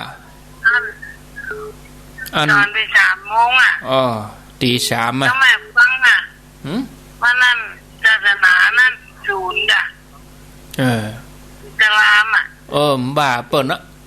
เขาก็ฟังเดี๋ยวนี้ชัดก่อนเดี๋ยวนี้ชัดดีชัดดีแล้ว3 โมงเปิดมาศูนย์เลย3 โมงคือบ่าย 3กะบ่าย 3ก็ว่าตี 3 3 โมงมาเจ้าตี 3ตี 3ไปเป็นยังก็ฟังเขาก็มาฟังมาแรงเอากะเนอะมันศูนย์ยังได้มันกวนยังได้แม่มันศูนย์ยังได้ธรรมดาคลื่นหนักมันหลายเนาะรถหลายนะรองมาจะฟังหลายยังรถนะกะรถตามถนนแล้วก็มีหลายยี่ห้ออิซูซุของโตโยของมิตซูของอะกะโมทนาเนอสาธุโพทองเจริญโดยสะเก็ดเจริญปอนพระเจ้าทางพระหูเจ้าอันนี้จากตังใดสันทรายหนองจอมได้ยินทีก็สันทรายเปลี่ยนวิทยุใหม่แล้วได้ยินเถอะโอ้โหเป็นตาวิทยุแท้เลยนั่นโตซาติดอยู่ท่านมันแล้วติดแล้วนะเพราะว่าสถานีมันค่อยดี96-104มาได้สักอย่างนั่นกาก็เลยไปเปลี่ยนซื้อวิทยุมานั่นเป็นตาวิทยุโลนี่เริ่มได้ฟังค่ะนั่น2 อาทิตย์วันนี้ได้ยินแล้วเจ้าได้ยินแล้วเจ้าซื้อใหม่แล้วได้ยินได้ยินแล้วเหรออันนี้ก็ฟังกันนี่สาธุเจริญปนกราบไหว้ศาลเจ้าท่านพระครูจากตังใดโทรมาจากบ้านหม้อห้วยใต้สันกำแพงเจ้าบ้านหม้อสันกำแพงฟังชัดดีก่อฟังชัดดีเจ้าฟังชัดเจนดีฟัง104นี่ก็ฟั ฟัง104เจ้าแต่เจ้าแม่โทรแม่อันไหลวิทยุไปหา96โอ้ใหญ่พอดีว่าท่านยังบ่ออกเนี่ยก็เลยไหลมาตี104อ่ะเจ้ามันพูกก็มาตีเนี่ยเนอะเจ้าแม่ก็ฟังเป็นประจำเนอะเมื่อเจ้าแม่ก็ฟังเจ้าก็ฟังแมลงก็ฟังเจ้าอนุโมทนาสาธุสาธุอันนี้บ้านหม้อสันกำแพงเจริญปนแถม5 นาทีจากตังจากตังใดอุบาสกแม่ปูคาเหมือนเดิมปูคาป้อนานกะป้อนานก็ใกล้ละป้อนานปูคาปูคาสันกำแพงอ่ะเนาะปูคาสันกำแพงนะครับบ้านเหนือฮะปูคาเหนือปูคาเหนือฟังชัดดีเนาะครับผมฟังแล้วเป็นยังไงพ้องวันนี้ฟังใส่เสียงป้อยแล้วป้อยดีเนาะ104กะ104.50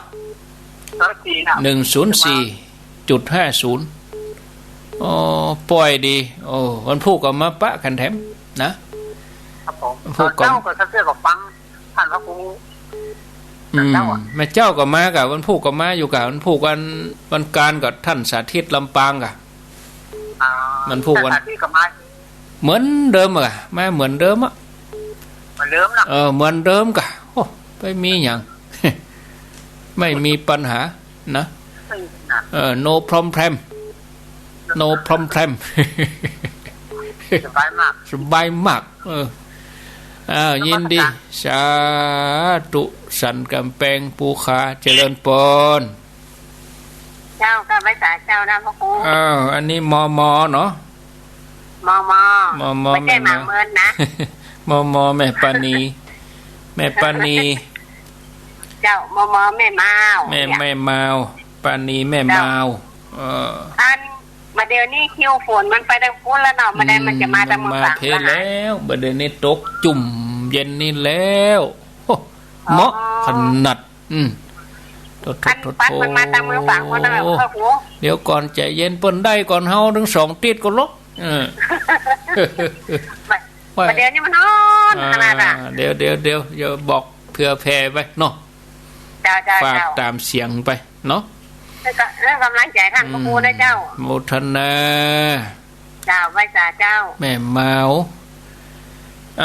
บัดเดี๋ยวนี้เวลา4:57 แฮมสายเดียวสายที่9พอดีลวดลาไปเลยเจริญปนไว้จ่าครับจากทางใดอุบาสกอยู่หนองจอมสำสายครับป้อนหนองจอมได้ยินชัดดีเนาะชัดเจนดีครับชัดเจนที่104นี่นะไปเปิด96โซ่กันเล่น104ใส่ปิ้งเลยกันนี่มาปะกันนี่เน้อครับปะกันเนี่ยไอ้96เปิ้นเบิ่งเขาก็ฮู้ออกรายการแล้วก็อันนี้ก็ฮู้นะเฮาก็ออกปกติของเฮาเนี่ยก็ออกตามปกติหรือว่าปริยทรัพย์เปลี่ยนปริยะอันนั้นก็ฮู้เน้อเอามาฟังกันเนี่ยกะเนาะครับจึงอยู่เนี่ยกะเนอะจึงอยู่นี่สาธุเอาลาไปก่อนเนอะศรัทธาญาติโยม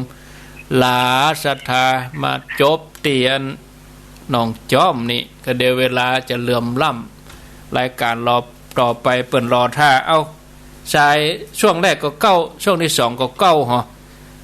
ป่ออย่างป่อบุญปันอุบาสกป่อบุญปันสายที่1เมืองฝางนะ2บ้านที่หลวง3ป่อบุญมีเมืองกลางจอมตอง4โดยสะเก็ดโพทองเจริญ5สันทรายหนองจอม6บ้านหม้อสันกำแพง7ปูคาสันกำแพงปูคาเหนือ8แม่เมาแม่ปราณี9หนองจอมสันทรายพอเวลาแล้วอาตมาลาไปก่อนโชคดีมีใจเนอะวันผู้มาเจ้าเอามาปะกันแถมใหม่อายุวันโนสุขังปะลัง